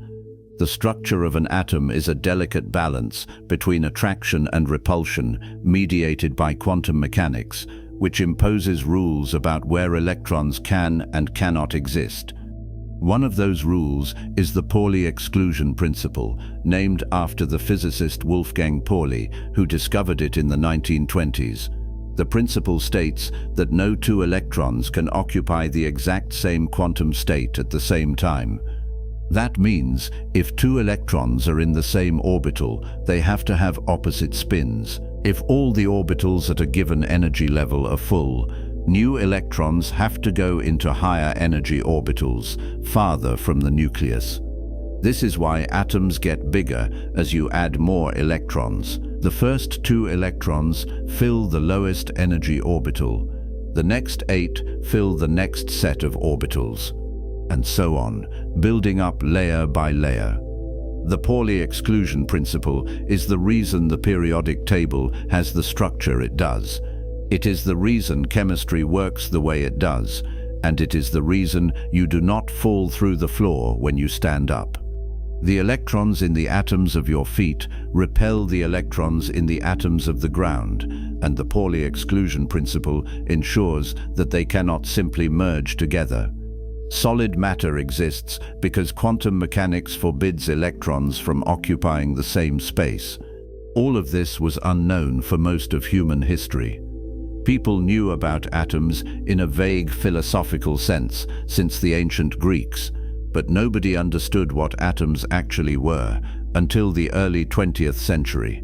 Ernest Rutherford discovered the nucleus in 1911 by firing alpha particles at gold foil and watching them bounce back at unexpected angles. Niels Bohr proposed the first quantum model of the atom in 1913, suggesting that electrons occupied discrete energy levels rather than continuous orbits. Erwin Schrödinger and Werner Heisenberg developed the full mathematical framework of quantum mechanics in the 1920s, replacing Bohr's orbits with wave functions and probability clouds. The picture of the atom as a tiny solar system with electrons in neat circular paths was already outdated by the 1930s, but it stuck around in popular culture because it is easy to draw and easy to understand, even though it is wrong. Science education is still recovering from that mistake. Textbooks are slowly replacing the solar system model with more accurate depictions, but the old image is so ingrained that it will probably never fully disappear. The first atoms in the universe, the ones that formed during recombination, were the simplest possible versions, hydrogen and helium. 1 or 2 electrons bound to 1 or 2 protons with no complications, no heavy nuclei, no complex electron shells. Just the basic structure repeated trillions upon trillions of times across the cooling cosmos. Those atoms were not doing anything interesting yet. They were not reacting with each other. They were not bonding into molecules. The universe was still too hot for chemistry, but they were stable. The electrons were bound. The electromagnetic force was holding them in place, and that stability was the foundation for everything that came next.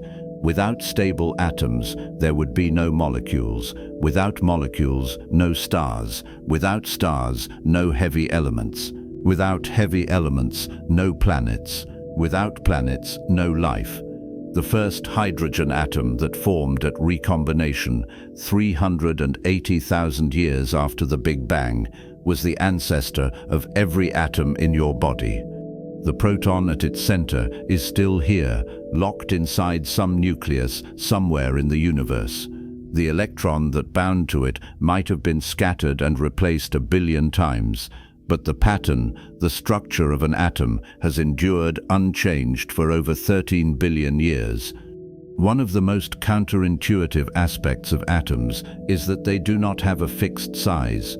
An atom is not like a marble or a grain of sand with a hard edge that you can measure. The electron cloud fades out gradually. There is no boundary where the atom stops. You can define a size by measuring the distance at which the probability of finding the electron drops below some threshold, but that threshold is arbitrary. Different definitions give different sizes. An isolated hydrogen atom in empty space has a certain effective radius. Put that same atom in a molecule, bonded to another atom, and the electron cloud gets distorted, stretched, compressed. The size changes. Put the atom in a strong electric field and the cloud shifts again. Atoms are not rigid objects. They are flexible, dynamic, constantly adjusting their shape in response to their environment.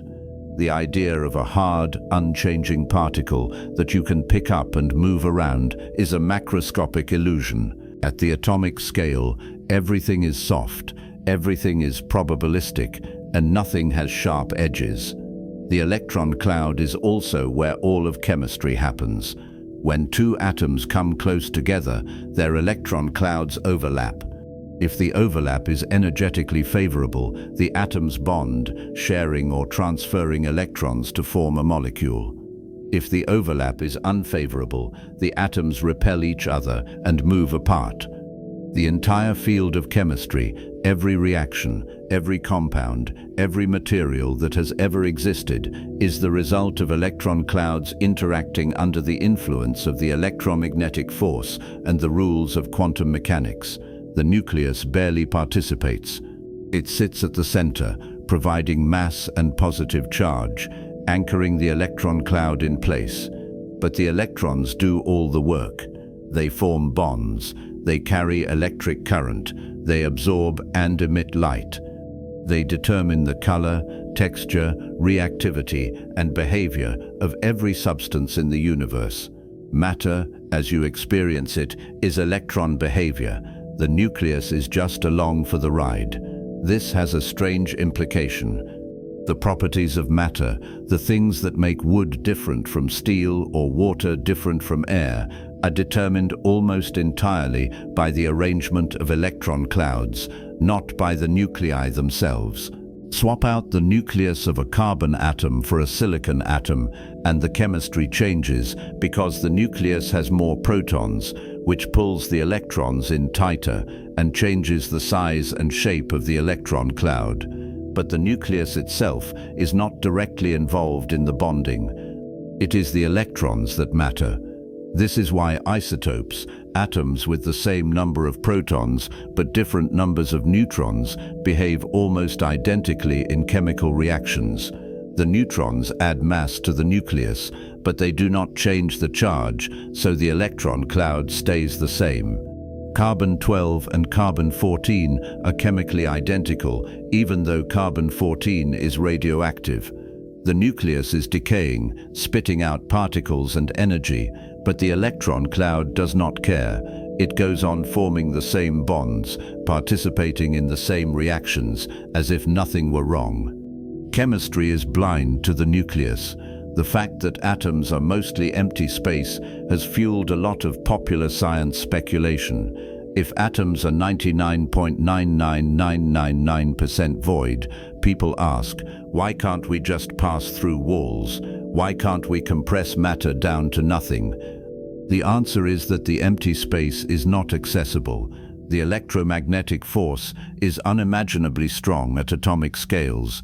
The repulsion between electron clouds is so intense that it would take enormous energy to push atoms closer together. You can compress matter to a degree. Squeeze a gas and it becomes a liquid. Squeeze a liquid and it becomes a solid. Squeeze a solid hard enough and the atoms pack together more tightly. But there is a limit. Push beyond that limit and the electron clouds start overlapping in ways that quantum mechanics forbids. The Pauli exclusion principle kicks in. The electrons have nowhere to go. The pressure skyrockets. To compress matter any further, you have to overcome the degeneracy pressure, a quantum mechanical effect that resists compression with a force that scales faster than any normal pressure. White dwarf stars are held up by electron degeneracy pressure. Neutron stars are held up by neutron degeneracy pressure.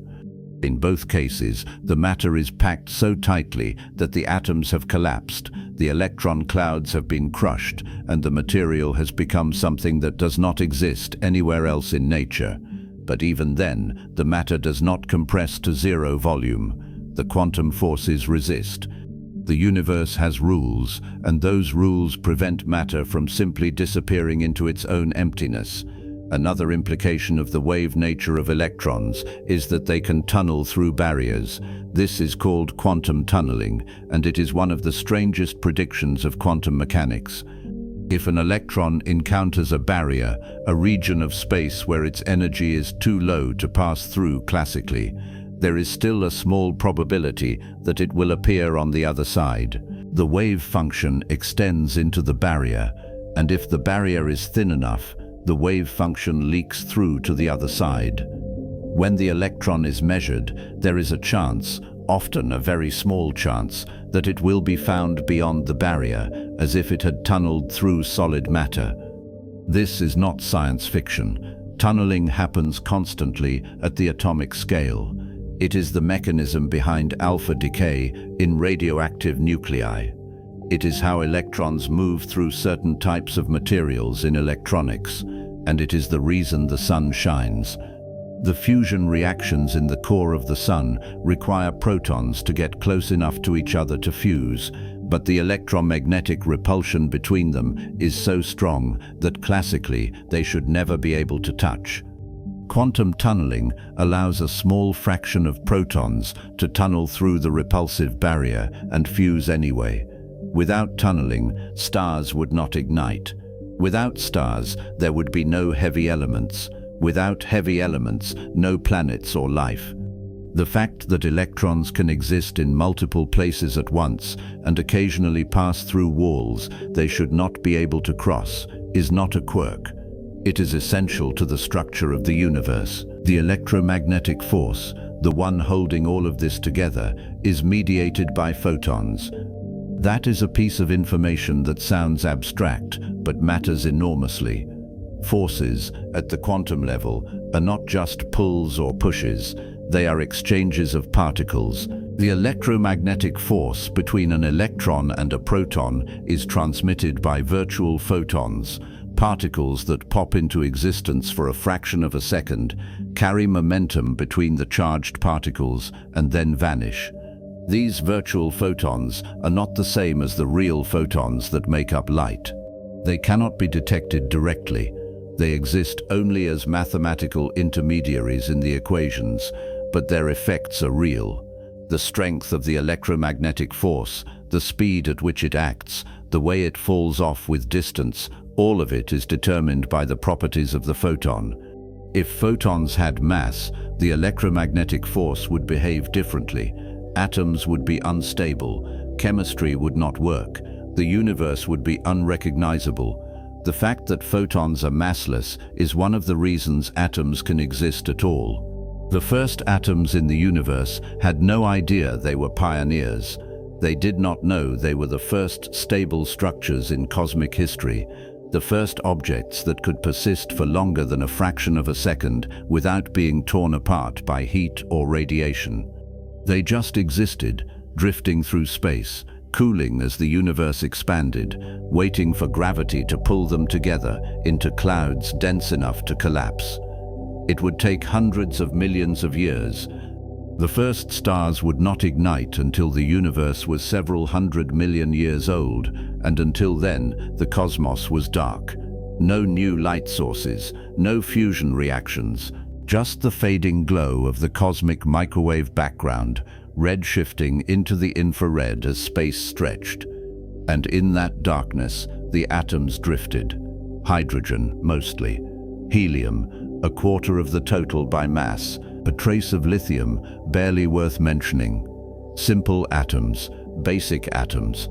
But atoms nonetheless, with nuclei and electron clouds and all the quantum mechanical structure that would eventually allow for stars, planets, chemistry, and life.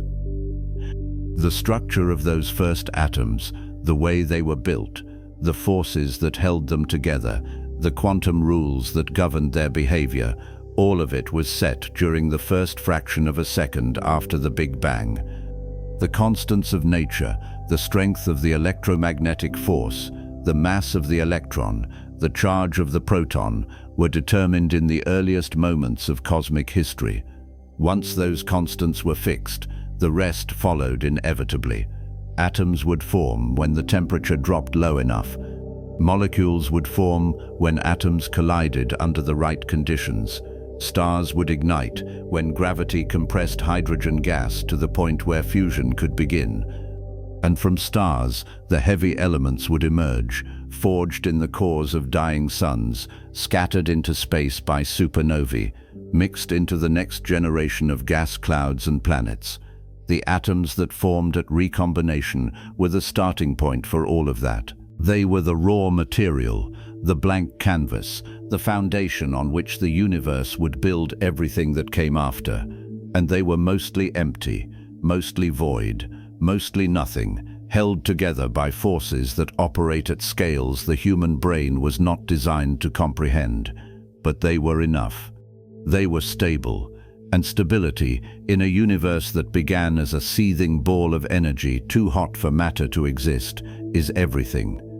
The atoms were ready, the universe was transparent, the stage was set, all that remained was time.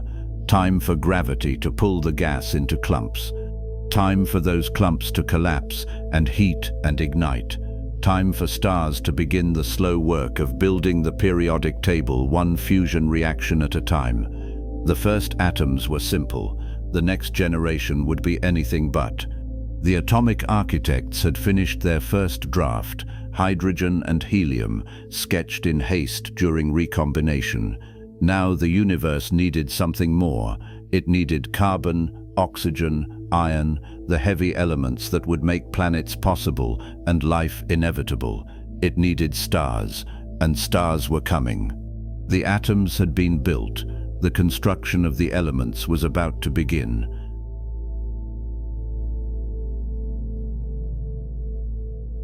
The atoms were ready. Hydrogen and helium spread thin across the cooling cosmos, drifting through the darkness that followed recombination. The universe had built its first stable structures, the simplest atoms possible, and then it paused. For hundreds of millions of years, nothing dramatic happened. No stars, no galaxies, no light except the fading glow of the cosmic microwave background, redshifting into invisibility as space expanded. The atoms floated, alone, waiting for gravity to pull them together into something new. And when gravity finally did its work, when the first clouds of hydrogen began to collapse under their own weight, heating up as they fell inward, compressing until the core reached 10 million degrees, something extraordinary happened. The universe lit up, the first stars ignited, and with them, the construction of the periodic table began. Stars are not just lights in the sky, they are factories, element factories, running fusion reactions in their cores, taking simple atoms and smashing them together to build heavier ones. Every atom in your body, heavier than helium, was made inside a star. The carbon in your cells, the oxygen you breathe, the calcium in your bones, the iron in your blood, all of it was forged in the core of a dying sun, scattered into space when that star exploded, and eventually incorporated into the gas cloud that collapsed to form our solar system. You are made of stardust. That phrase gets used so often it has lost its impact, but it is literally true. The atoms that make up your body were not present in the early universe. They did not exist until stars created them. And stars created them through a process called stellar nucleosynthesis, the slow, patient work of fusing light elements into heavy ones, one reaction at a time, over millions or billions of years. The simplest fusion reaction, the one that powers most stars, including our sun, is the fusion of hydrogen into helium. 4 hydrogen nuclei, 4 protons, combine to form one helium nucleus, 2 protons and 2 neutrons. The process releases energy because the helium nucleus weighs slightly less than the 4 protons you started with. The missing mass, about 0.7% of the original total, has been converted into energy according to Einstein's equation, energy equals mass times the speed of light squared. That equation is famous, but most people do not appreciate what it means. The speed of light squared is an enormous number. A tiny amount of mass, less than 1%, converts into a staggering amount of energy, enough to keep a star like the sun burning for 10 billion years. The Sun has been fusing hydrogen into helium for about 5 billion years so far, and it has another 5 billion to go before it runs out of fuel. All of that energy, the light that warms the Earth, the radiation that drives photosynthesis and powers the entire biosphere, comes from hydrogen nuclei smashing together in the Sun's core and converting a fraction of their mass into energy. The reaction is simple. The consequences are everything. There are two main pathways for hydrogen fusion, and which one dominates depends on the temperature of the star's core. In stars like the Sun, relatively small and cool by stellar standards, the primary process is called the proton-proton chain. It starts when two protons collide and fuse, forming a deuterium nucleus, a proton and a neutron.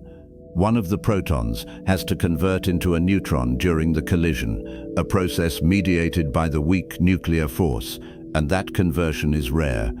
Protons collide billions of times per second in the Sun's core, but only a tiny fraction of those collisions result in fusion. The rest just bounce off each other. The deuterium nucleus then captures another proton, forming helium-3, two protons and one neutron. Two helium-3 nuclei collide and fuse, spitting out two protons and leaving behind a helium-4 nucleus. That is the end product. 4 protons in, 1 helium-4 out, with energy released at every step. The Sun is running this reaction right now, in its core, fusing 600 million tons of hydrogen into helium every single second. 600 million tons per second. And it has been doing this for 5 billion years without pause. In hotter, more massive stars, a different process takes over. It is called the carbon-nitrogen-oxygen cycle, or the CNO cycle, and it uses carbon, nitrogen and oxygen as catalysts to fuse hydrogen into helium. The cycle is more efficient at high temperatures, and it dominates in stars that are significantly hotter than the Sun. The process is more complicated than the proton-proton chain, involving a series of steps where carbon captures protons, transforms into nitrogen, then oxygen, then back to carbon, releasing helium nuclei along the way. The carbon is not consumed.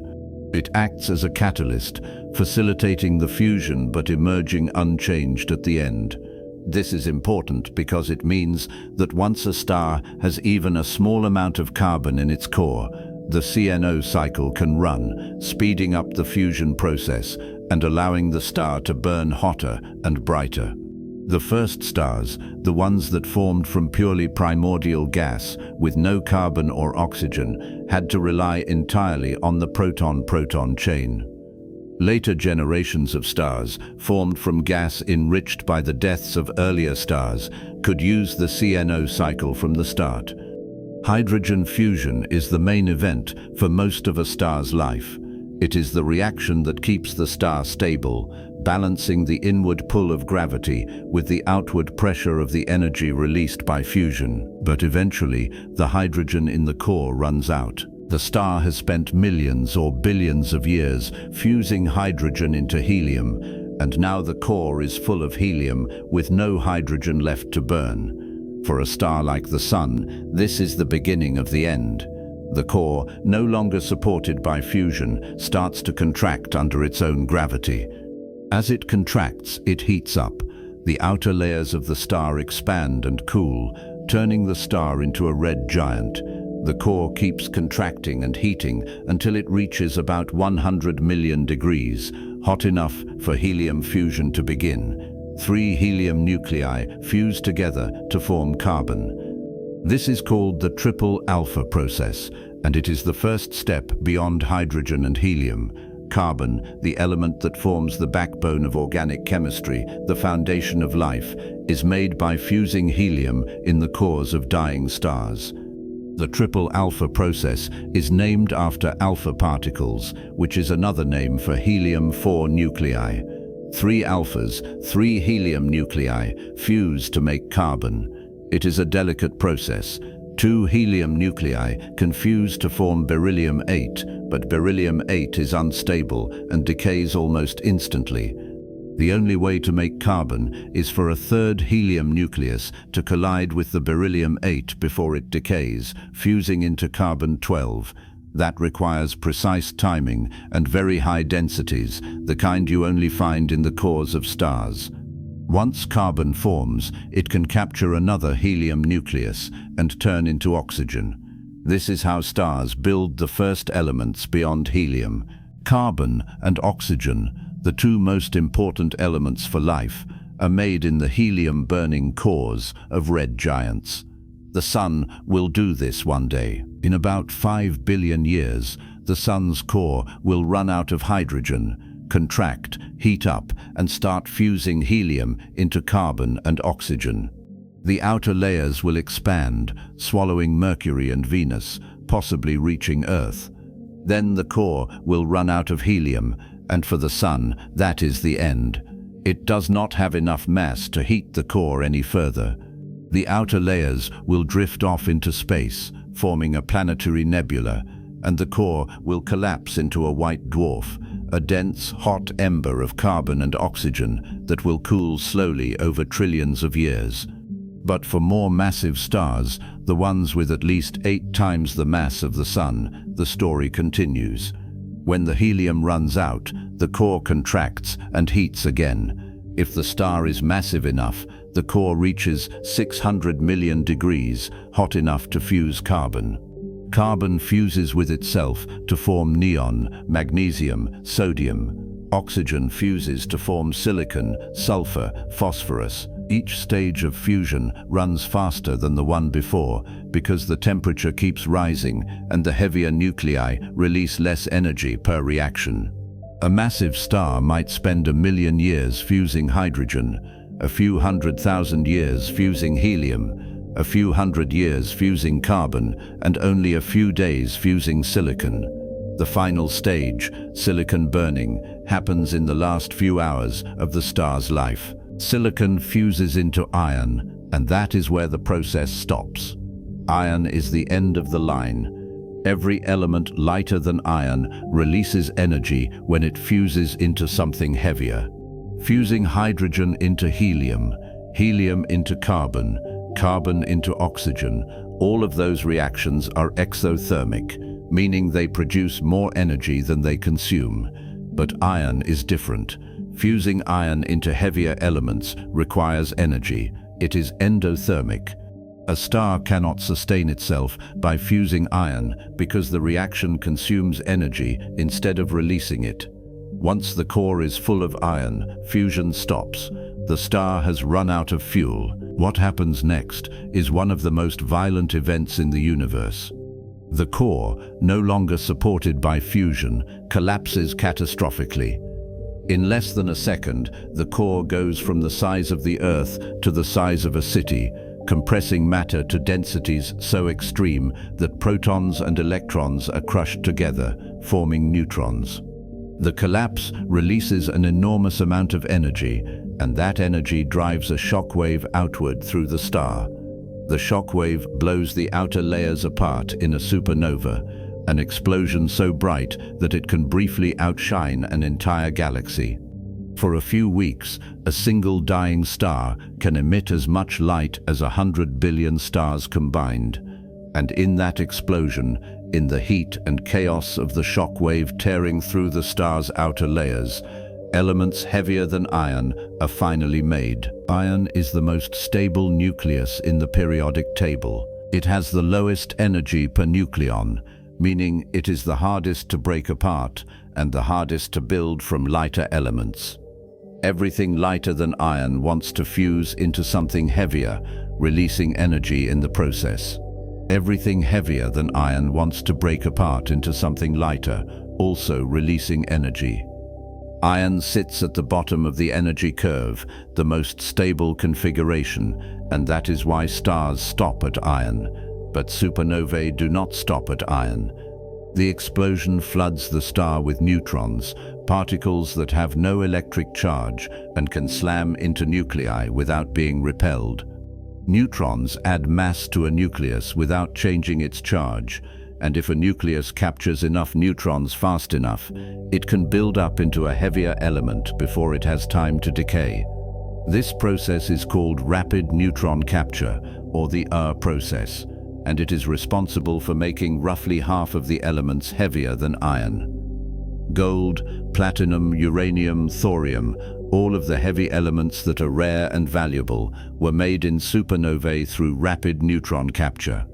The explosion scatters those elements into space, enriching the surrounding gas with the raw materials for the next generation of stars and planets.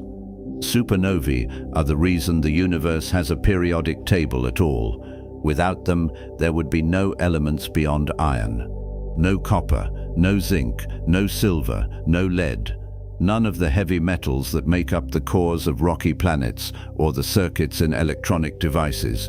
The Earth is full of heavy elements because it formed from a gas cloud that had been enriched by multiple generations of supernovae. The solar system condensed from a cloud that contained carbon, oxygen, iron, and heavier elements, all of which had been made in stars and scattered by supernova explosions. The Sun itself is a third-generation star, meaning it formed from gas that had already been processed by at least 2 earlier rounds of star formation and death. The heavy elements in your body, the iron in your blood, the calcium in your bones, the iodine in your thyroid, were made in supernova explosions billions of years ago. You are not just made of stardust, you are made of star death. But supernovae are not the only way to make heavy elements. In recent years, astronomers have confirmed that some of the heaviest elements, the ones at the very top of the periodic table, are made in an even more exotic environment: neutron star mergers. Neutron stars are the collapsed cores of massive stars, the remnants left behind after a supernova. They are unimaginably dense, with the mass of the Sun compressed into a sphere about 20 kilometers across. A teaspoon of neutron star material would weigh about 1 billion tons. When 2 neutron stars orbit each other, they lose energy by emitting gravitational waves, ripples in space-time itself. Over millions of years, the orbit decays and the 2 neutron stars spiral inward, moving faster and faster until they collide. The collision is brief and violent, lasting only a few milliseconds, and it produces a flood of neutrons even more intense than a supernova. The neutron-rich debris from the collision undergoes rapid neutron capture on a scale that dwarfs anything a supernova can produce, creating the heaviest elements in the periodic table. Gold, platinum, uranium, the elements that require dozens of neutron captures to build, are made primarily in neutron star mergers. Every gold ring, every gold coin, every fleck of gold in the Earth's crust was made in the collision of 2 neutron stars somewhere in the galaxy billions of years ago. The gold was ejected into space, drifted through the interstellar medium, and eventually ended up in the gas cloud that collapsed to form the solar system. You can wear it on your finger, but it came from one of the most violent events the universe can produce. There are 92 naturally occurring elements on Earth, ranging from hydrogen, the lightest, to uranium, the heaviest stable element. Anything heavier than uranium is unstable and decays quickly, which is why they do not accumulate in nature. Every one of those 92 elements has a cosmic origin. Hydrogen and helium came from the Big Bang. Lithium came mostly from the Big Bang, with a small contribution from cosmic rays. Carbon, nitrogen, oxygen, and everything up to iron came from fusion in the cores of stars. Elements heavier than iron came from supernovae and neutron star mergers. The periodic table is a history of the universe, written in atoms. Each element tells a story about the conditions in which it was made, the temperature, the density, the speed of the reactions. The fact that the Earth has such a rich variety of elements enough to build complex chemistry, geology, and life, is a direct consequence of billions of years of stellar evolution and death.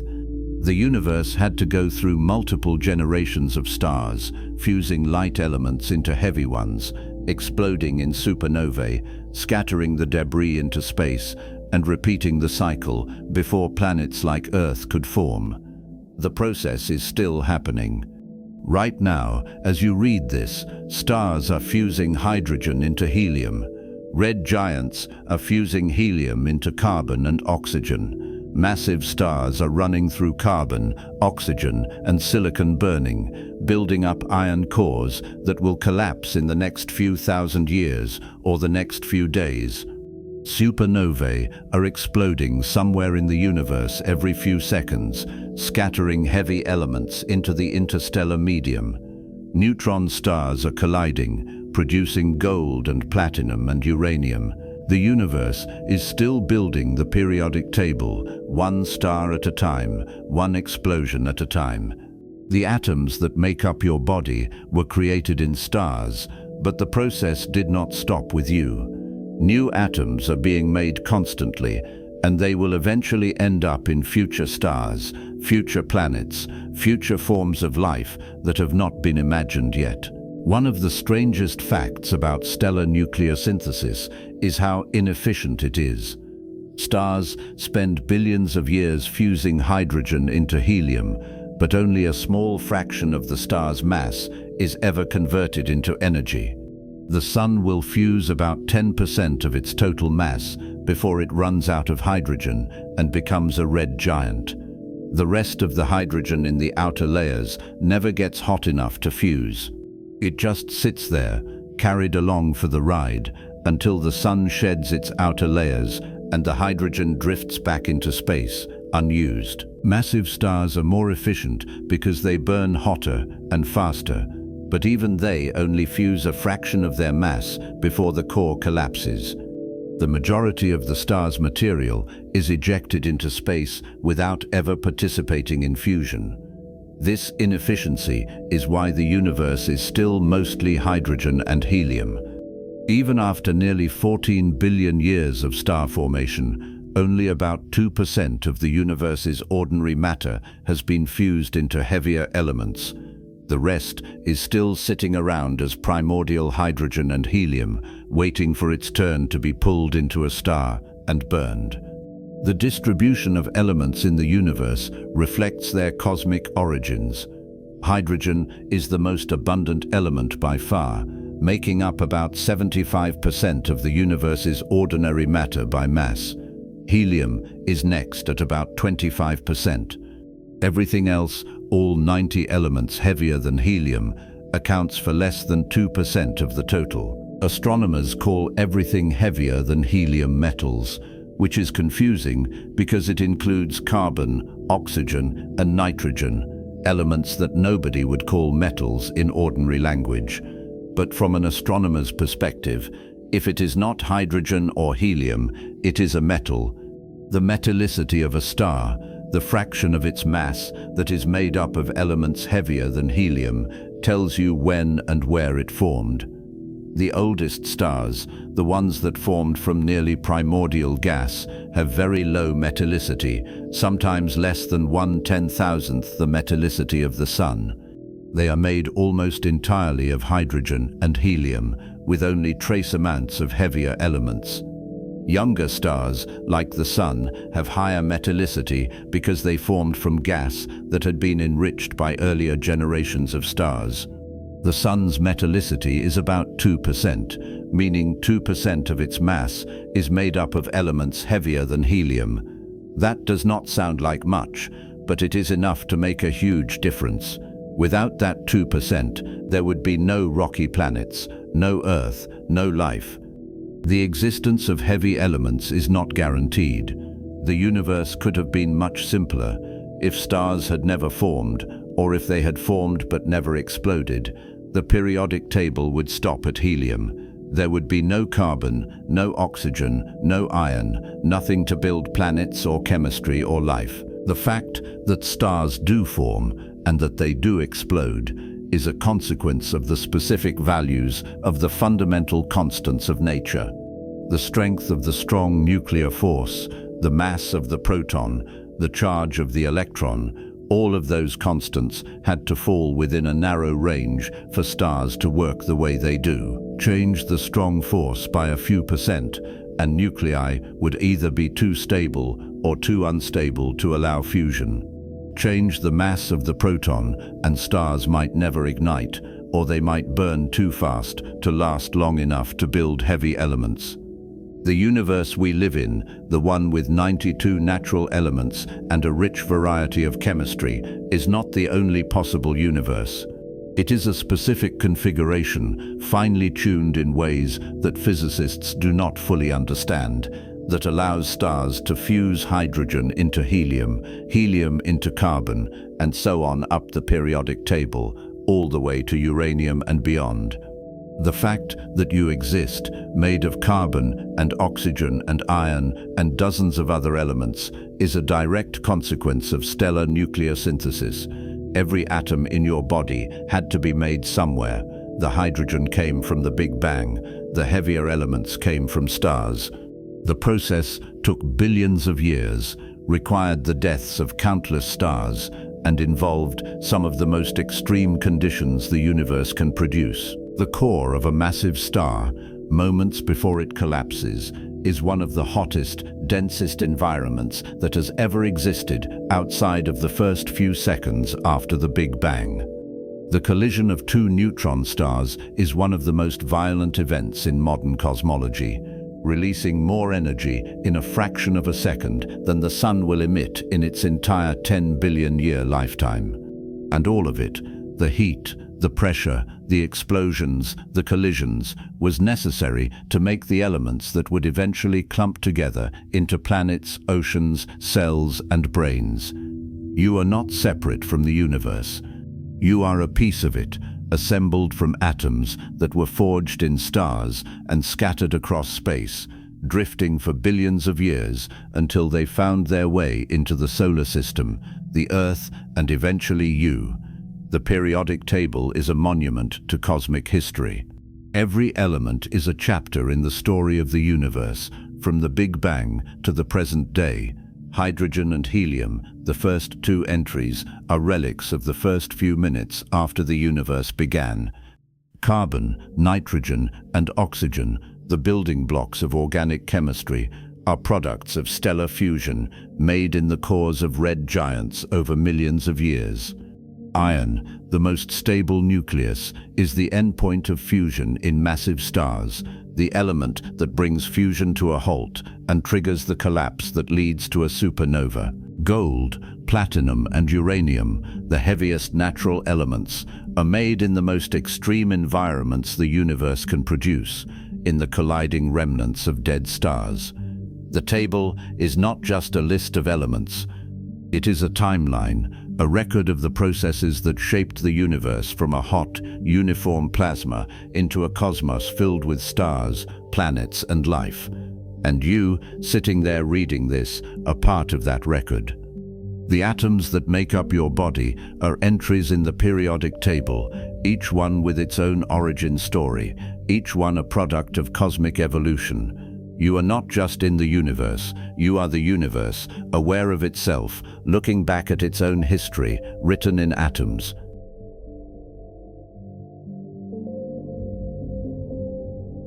The periodic table is a monument to cosmic history, and you carry that monument around with you every second of your life. Every atom in your body, heavier than helium, was forged inside a star. The carbon in your cells, the oxygen you breathe, the calcium in your bones, the iron in your blood, all of it was made in the core of a dying sun, scattered into space when that star exploded, drifted through the galaxy for billions of years, and eventually ended up here, in you. The atoms that make up your left hand might have come from a different supernova than the atoms in your right hand. You are not just in the universe, you are the universe, rearranged into a pattern that can think about itself. This is not poetry, it is accounting. Every atom has a history. The hydrogen in your body, the single proton with an electron orbiting it, is 13.8 billion years old. It formed in the first few minutes after the Big Bang during nuclear synthesis, when the universe was hot enough to fuse protons and neutrons into light elements. That proton has been around longer than galaxies. It drifted through the plasma era, survived recombination, floated through space as neutral hydrogen gas for hundreds of millions of years, got pulled into a gas cloud, collapsed into a star, got ejected when that star died, drifted some more, ended up in another gas cloud, collapsed again into the solar system, and finally landed on Earth. At some point, it was incorporated into a water molecule. Maybe it spent time in an ocean. Maybe it cycled through a plant, or an animal, or a rainstorm. And now it is in your body, part of a protein, or a strand of DNA, or a molecule of water in your cells. That hydrogen atom is older than the solar system. It is older than the Milky Way. It is nearly as old as time itself, and you are borrowing it for a few decades before it moves on to something else. The heavier elements have shorter but more violent histories. The carbon in your body, the backbone of every organic molecule, was made in a red giant star. A star that had already spent millions of years fusing hydrogen into helium, then ran out of fuel and began fusing helium into carbon through the triple alpha process. That star swelled up, cooled down, became a red giant, and eventually shed its outer layers in a planetary nebula, releasing the carbon into space. Or maybe the carbon came from a supernova, a massive star that burned through its fuel in a few million years, built up an iron core, collapsed, and exploded, scattering carbon and oxygen and everything else across the galaxy. Either way, the carbon atom in your body spent billions of years drifting through interstellar space before it ended up in the gas cloud that collapsed to form the solar system. It condensed into a grain of dust. The dust stuck to other grains, forming pebbles, then rocks, then planetesimals, then planets. The carbon ended up on Earth, maybe in the crust, maybe in the ocean, maybe in the atmosphere as carbon dioxide. It cycled through the carbon cycle for billions of years. Photosynthesis pulled it into a plant. An animal ate the plant. You ate the animal. And now that carbon atom is part of you, holding together the structure of a molecule that is helping you read this sentence.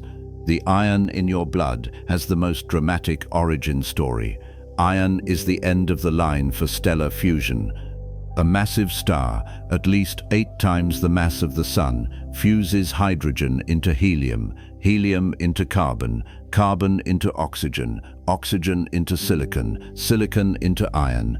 Each stage runs faster than the one before because the reactions release less energy and the core has to burn hotter to stay stable.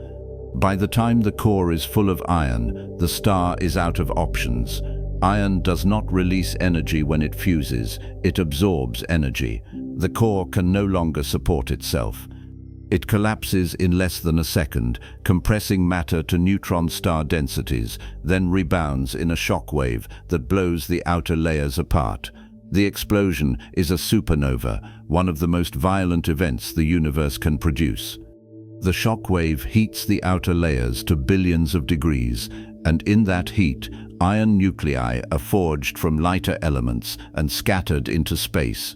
The iron in your hemoglobin, the molecule that carries oxygen through your bloodstream, came from a supernova. It was made in the last few seconds of a dying star, ejected at thousands of kilometers per second, and eventually incorporated into the gas cloud that became the solar system. Every breath you take depends on iron atoms that were forged in an explosion bright enough to outshine a galaxy. And then there is gold. The gold in any ring or necklace or electronic circuit did not come from a supernova. It came from something even more extreme, a neutron-star merger.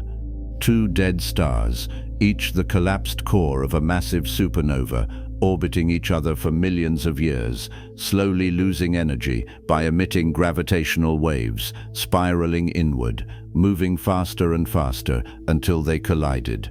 The collision lasted a few milliseconds.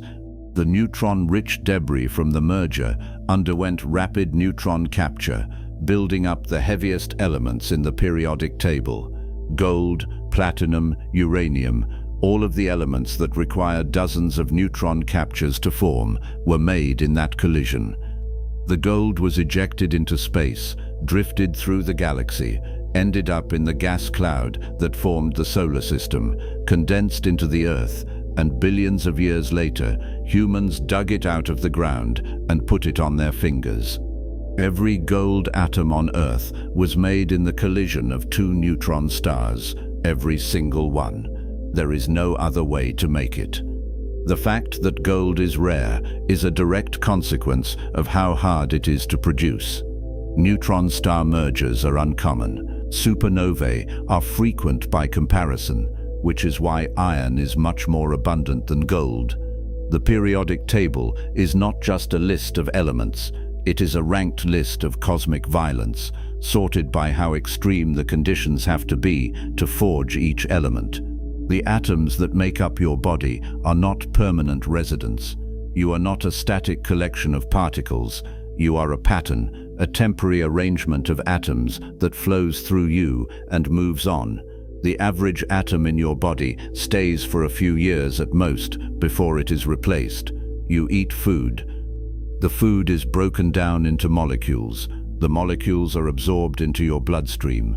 The atoms in those molecules get incorporated into your cells, replacing older atoms that have been exhaled, excreted, or shed. Every 7 years or so, most of the atoms in your body have been swapped out. The you that exists today is made of different atoms than the you that existed 7 years ago. You are a pattern that persists, not a collection of matter that endures. The atoms are just passing through. They were somewhere else before they were you, and they will be somewhere else after.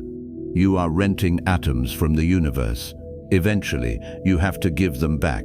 This has a strange implication. The atoms in your body used to be part of other things, other people, other animals, other plants. The carbon in your cells might have been part of a dinosaur once. The nitrogen in your DNA might have cycled through a tree, a bacterium, a fish, and a dozen other organisms before it ended up in you.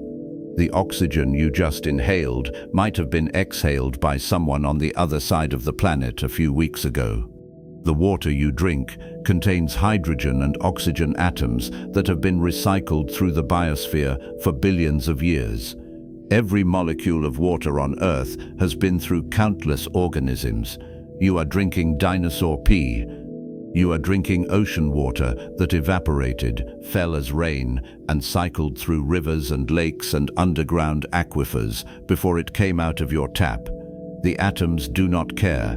They do not remember where they have been. They are just atoms, following the laws of physics, binding and unbinding, moving from one structure to another. But the fact that they are recycled, reused, repurposed over and over means that the line between you and the rest of the biosphere is blurry. You are not separate from the environment. You are part of it. The atoms that make you up today will make up something else tomorrow. The universe does not waste material, it just keeps rearranging it. The fact that atoms can form molecules, and molecules can form complex structures, and complex structures can form cells, and cells can form organisms, and organisms can develop brains, and brains can become aware of themselves, is one of the most extraordinary things about the universe. There is no law of physics that says atoms have to do this. The electromagnetic force allows atoms to bond.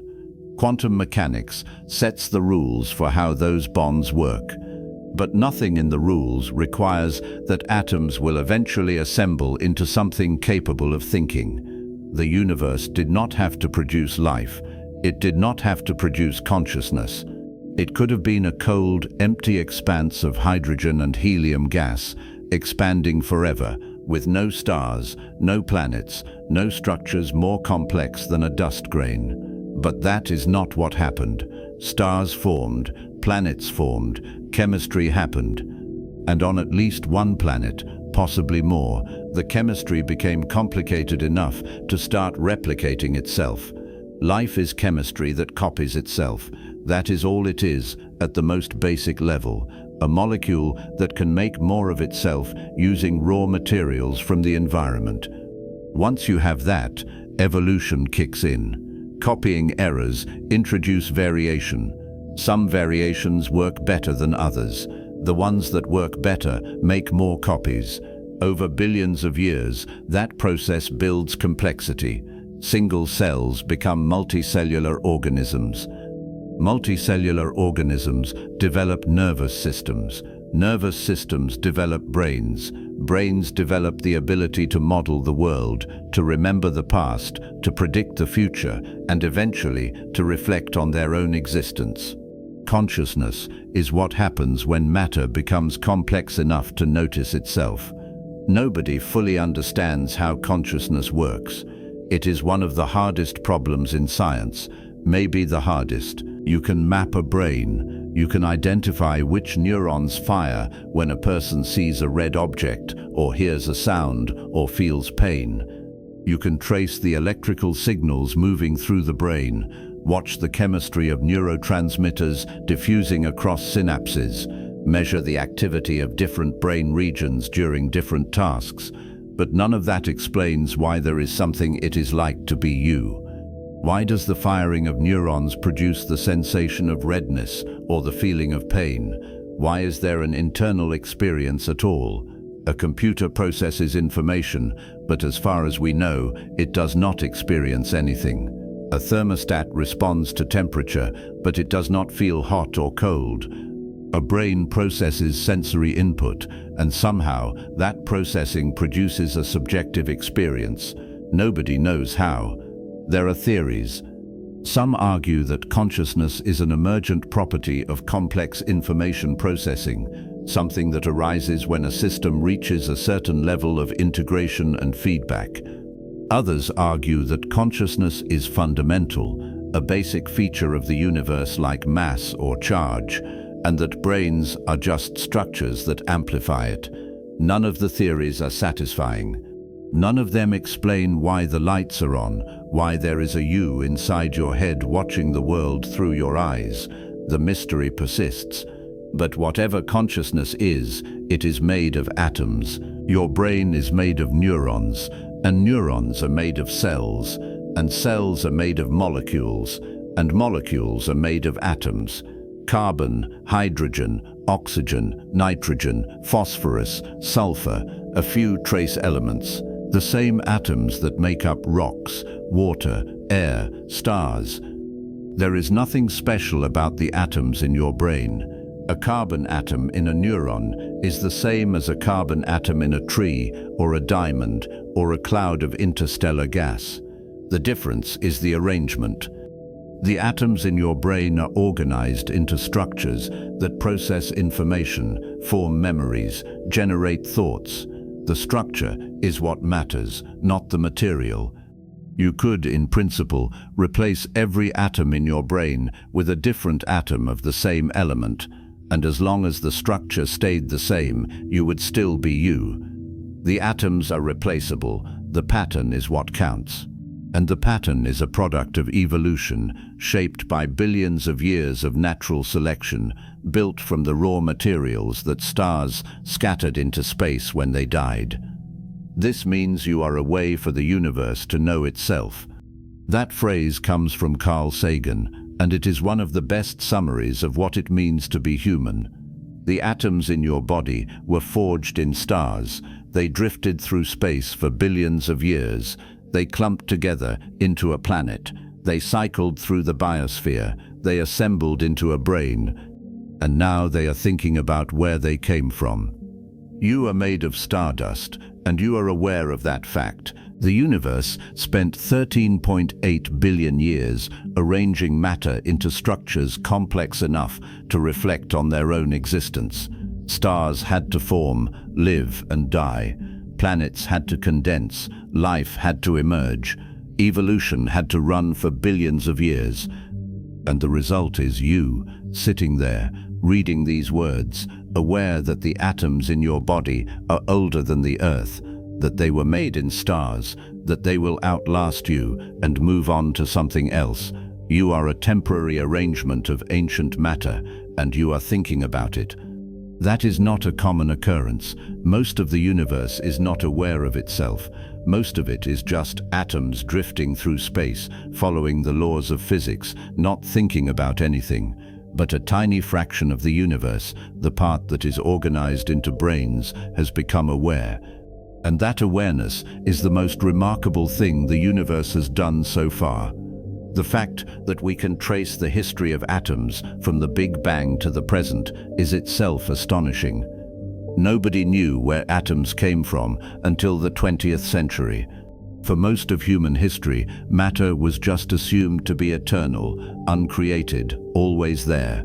The idea that atoms had an origin, that they were made in specific processes at specific times in cosmic history, is less than 100 years old.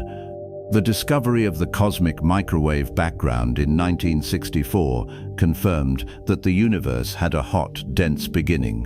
The development of stellar nucleosynthesis theory in the 1950s and 60s explained how stars build heavy elements.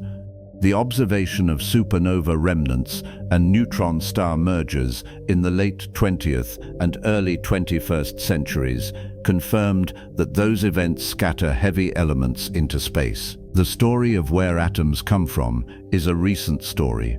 We have only known it for a few decades, and it is still being refined. We do not know everything. The details of nucleosynthesis in the first stars, the exact processes that make certain rare elements, the full picture of how matter evolves in the universe, all of that is still being worked out. But the broad outline is clear. Atoms were made. They were made in stages, and they are still being made right now in stars across the universe. The process did not stop with you. It is ongoing. The universe is still building the periodic table, one fusion reaction at a time.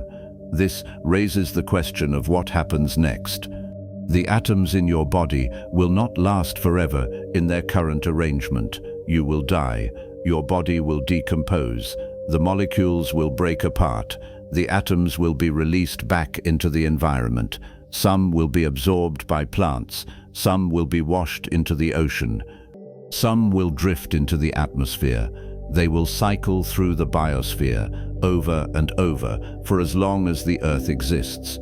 And eventually, billions of years from now, the Earth itself will end. The sun will exhaust its hydrogen, become a red giant, and either engulf the Earth or heat it to the point where the oceans boil away and the atmosphere is stripped off.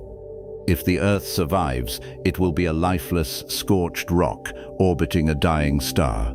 The atoms that were once part of you will still be there, drifting in the ruins. Eventually, the sun will shed its outer layers and become a white dwarf. The solar system will cool, the atoms will freeze, and they will stay there, inert, for trillions of years until something else happens.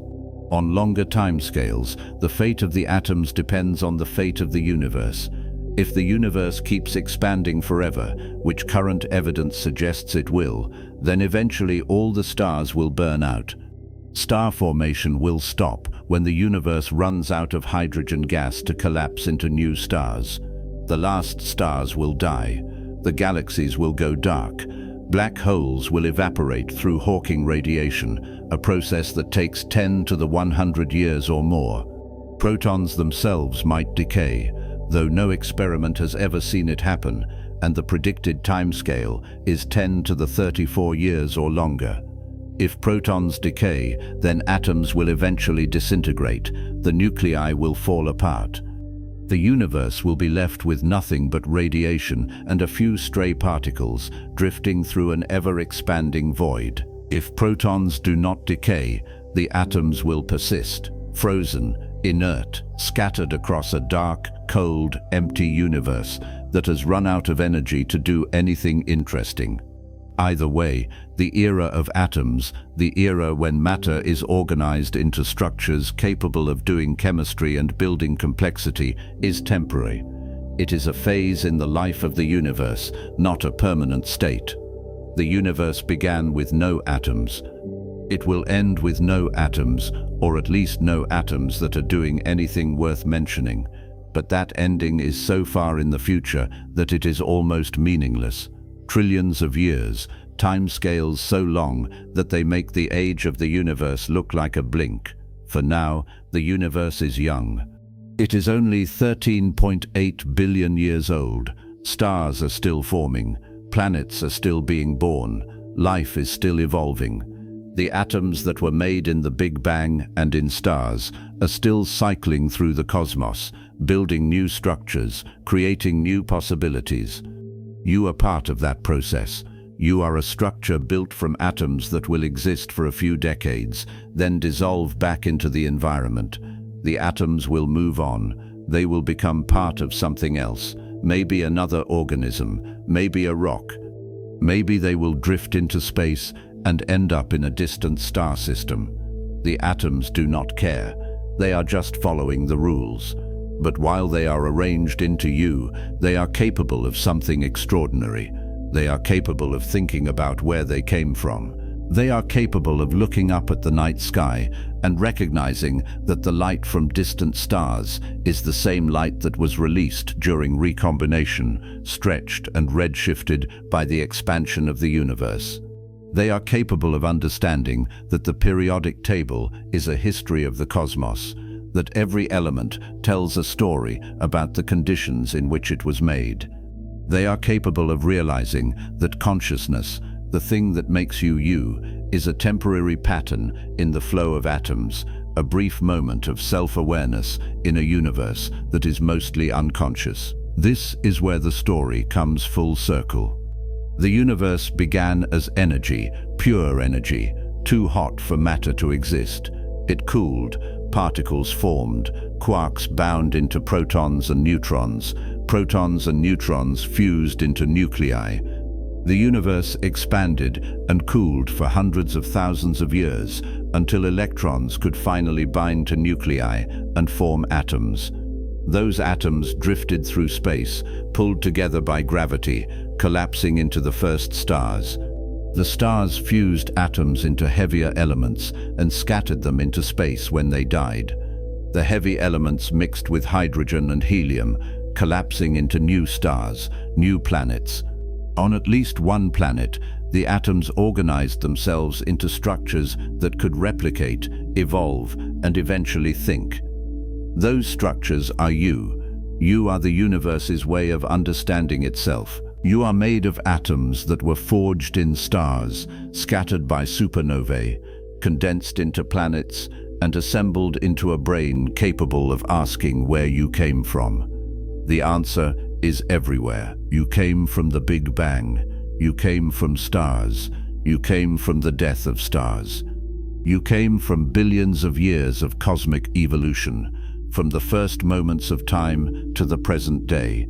Every atom in your body carries that history, and every thought you have, every sensation you feel, every memory you form, is a product of atoms interacting, following the laws of physics, building complexity out of simplicity. The fact that this happened at all is not guaranteed. The universe could have been different. The constants of nature could have taken different values. If the strong nuclear force had been slightly weaker, nuclei would not be stable, and atoms would never have formed.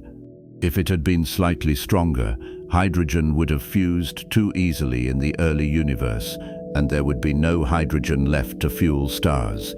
If the electromagnetic force had been different, atoms would not bond into molecules, and chemistry would not work. If gravity had been stronger, the universe would have collapsed back on itself before stars could form.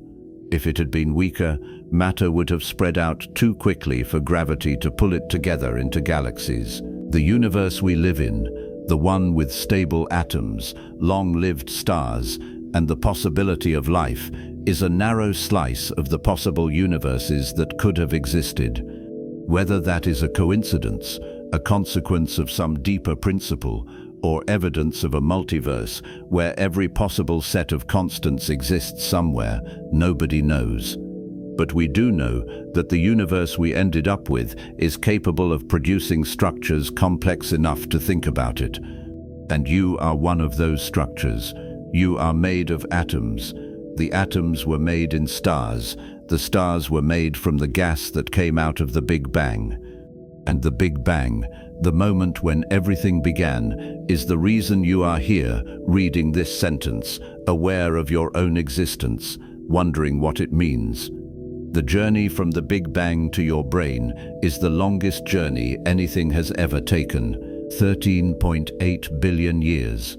From pure energy to particles, from particles to atoms, from atoms to stars, from stars to planets, from planets to life, from life to consciousness. Every step was necessary. Every step was contingent on the laws of physics playing out in a specific way, and the result is you. A temporary arrangement of ancient atoms, thinking about where they came from, aware that they will move on to something else when you are gone. The atoms do not care. They are just atoms, but while they are arranged into you, they do something remarkable. They think, they feel, they wonder. They ask questions about the universe, and sometimes they find answers. The fact that atoms can do that matter can become aware of itself, is the most extraordinary thing the universe has accomplished, and it did it by accident. There was no plan, no designer. Just the laws of physics playing out over billions of years, building complexity step by step, until one day a collection of atoms opened its eyes, looked around, and asked where it came from. The answer is the universe. You are the universe. And the universe, through you, has finally started to understand itself. You exist because the universe spent 13.8 billion years learning how to build you. That is not a metaphor. That is physics. Every atom in your body is a fossil from a different epoch of cosmic history. The hydrogen came from 3 minutes after the Big Bang. The carbon was forged in a red giant that died before the Earth existed. The iron in your blood was made in a supernova explosion that outshone a galaxy. And all of it, every single atom, drifted through space for billions of years, cycling through stars and planets and oceans and organisms before it ended up here, in you, right now. The atoms do not care. They are not aware that they were once part of a star, or a dinosaur, or a raindrop that fell on a mountain 4 billion years ago. They are just following the rules. Electromagnetic forces bind them into molecules. Quantum mechanics governs their behavior. Gravity pulled them together into structures, and somewhere along the way, after billions of years of stars forming and dying, planets condensing, chemistry growing more complex, the atoms became organized in a way that allowed them to notice themselves. You are a pattern that thinks. A temporary arrangement of ancient matter that has become aware of its own existence. And that awareness is the rarest thing the universe has ever produced. Most of the cosmos is not awake. Most of it is hydrogen drifting through voids, or radiation stretching across billions of light years, or dead stars cooling in the dark. But a tiny fraction, an unimaginably small sliver, has woken up. The atoms that make you are the same atoms that make rocks and clouds and distant galaxies. The only difference is the arrangement, and for a brief moment in cosmic time, that arrangement is capable of looking back at the universe and understanding where it came from. You are not in the universe. You are the universe, looking at itself. And that might be the only reason any of this happened at all. Keep looking at oldest light and nearest starlight, because both carry the unfinished story of how anything became us,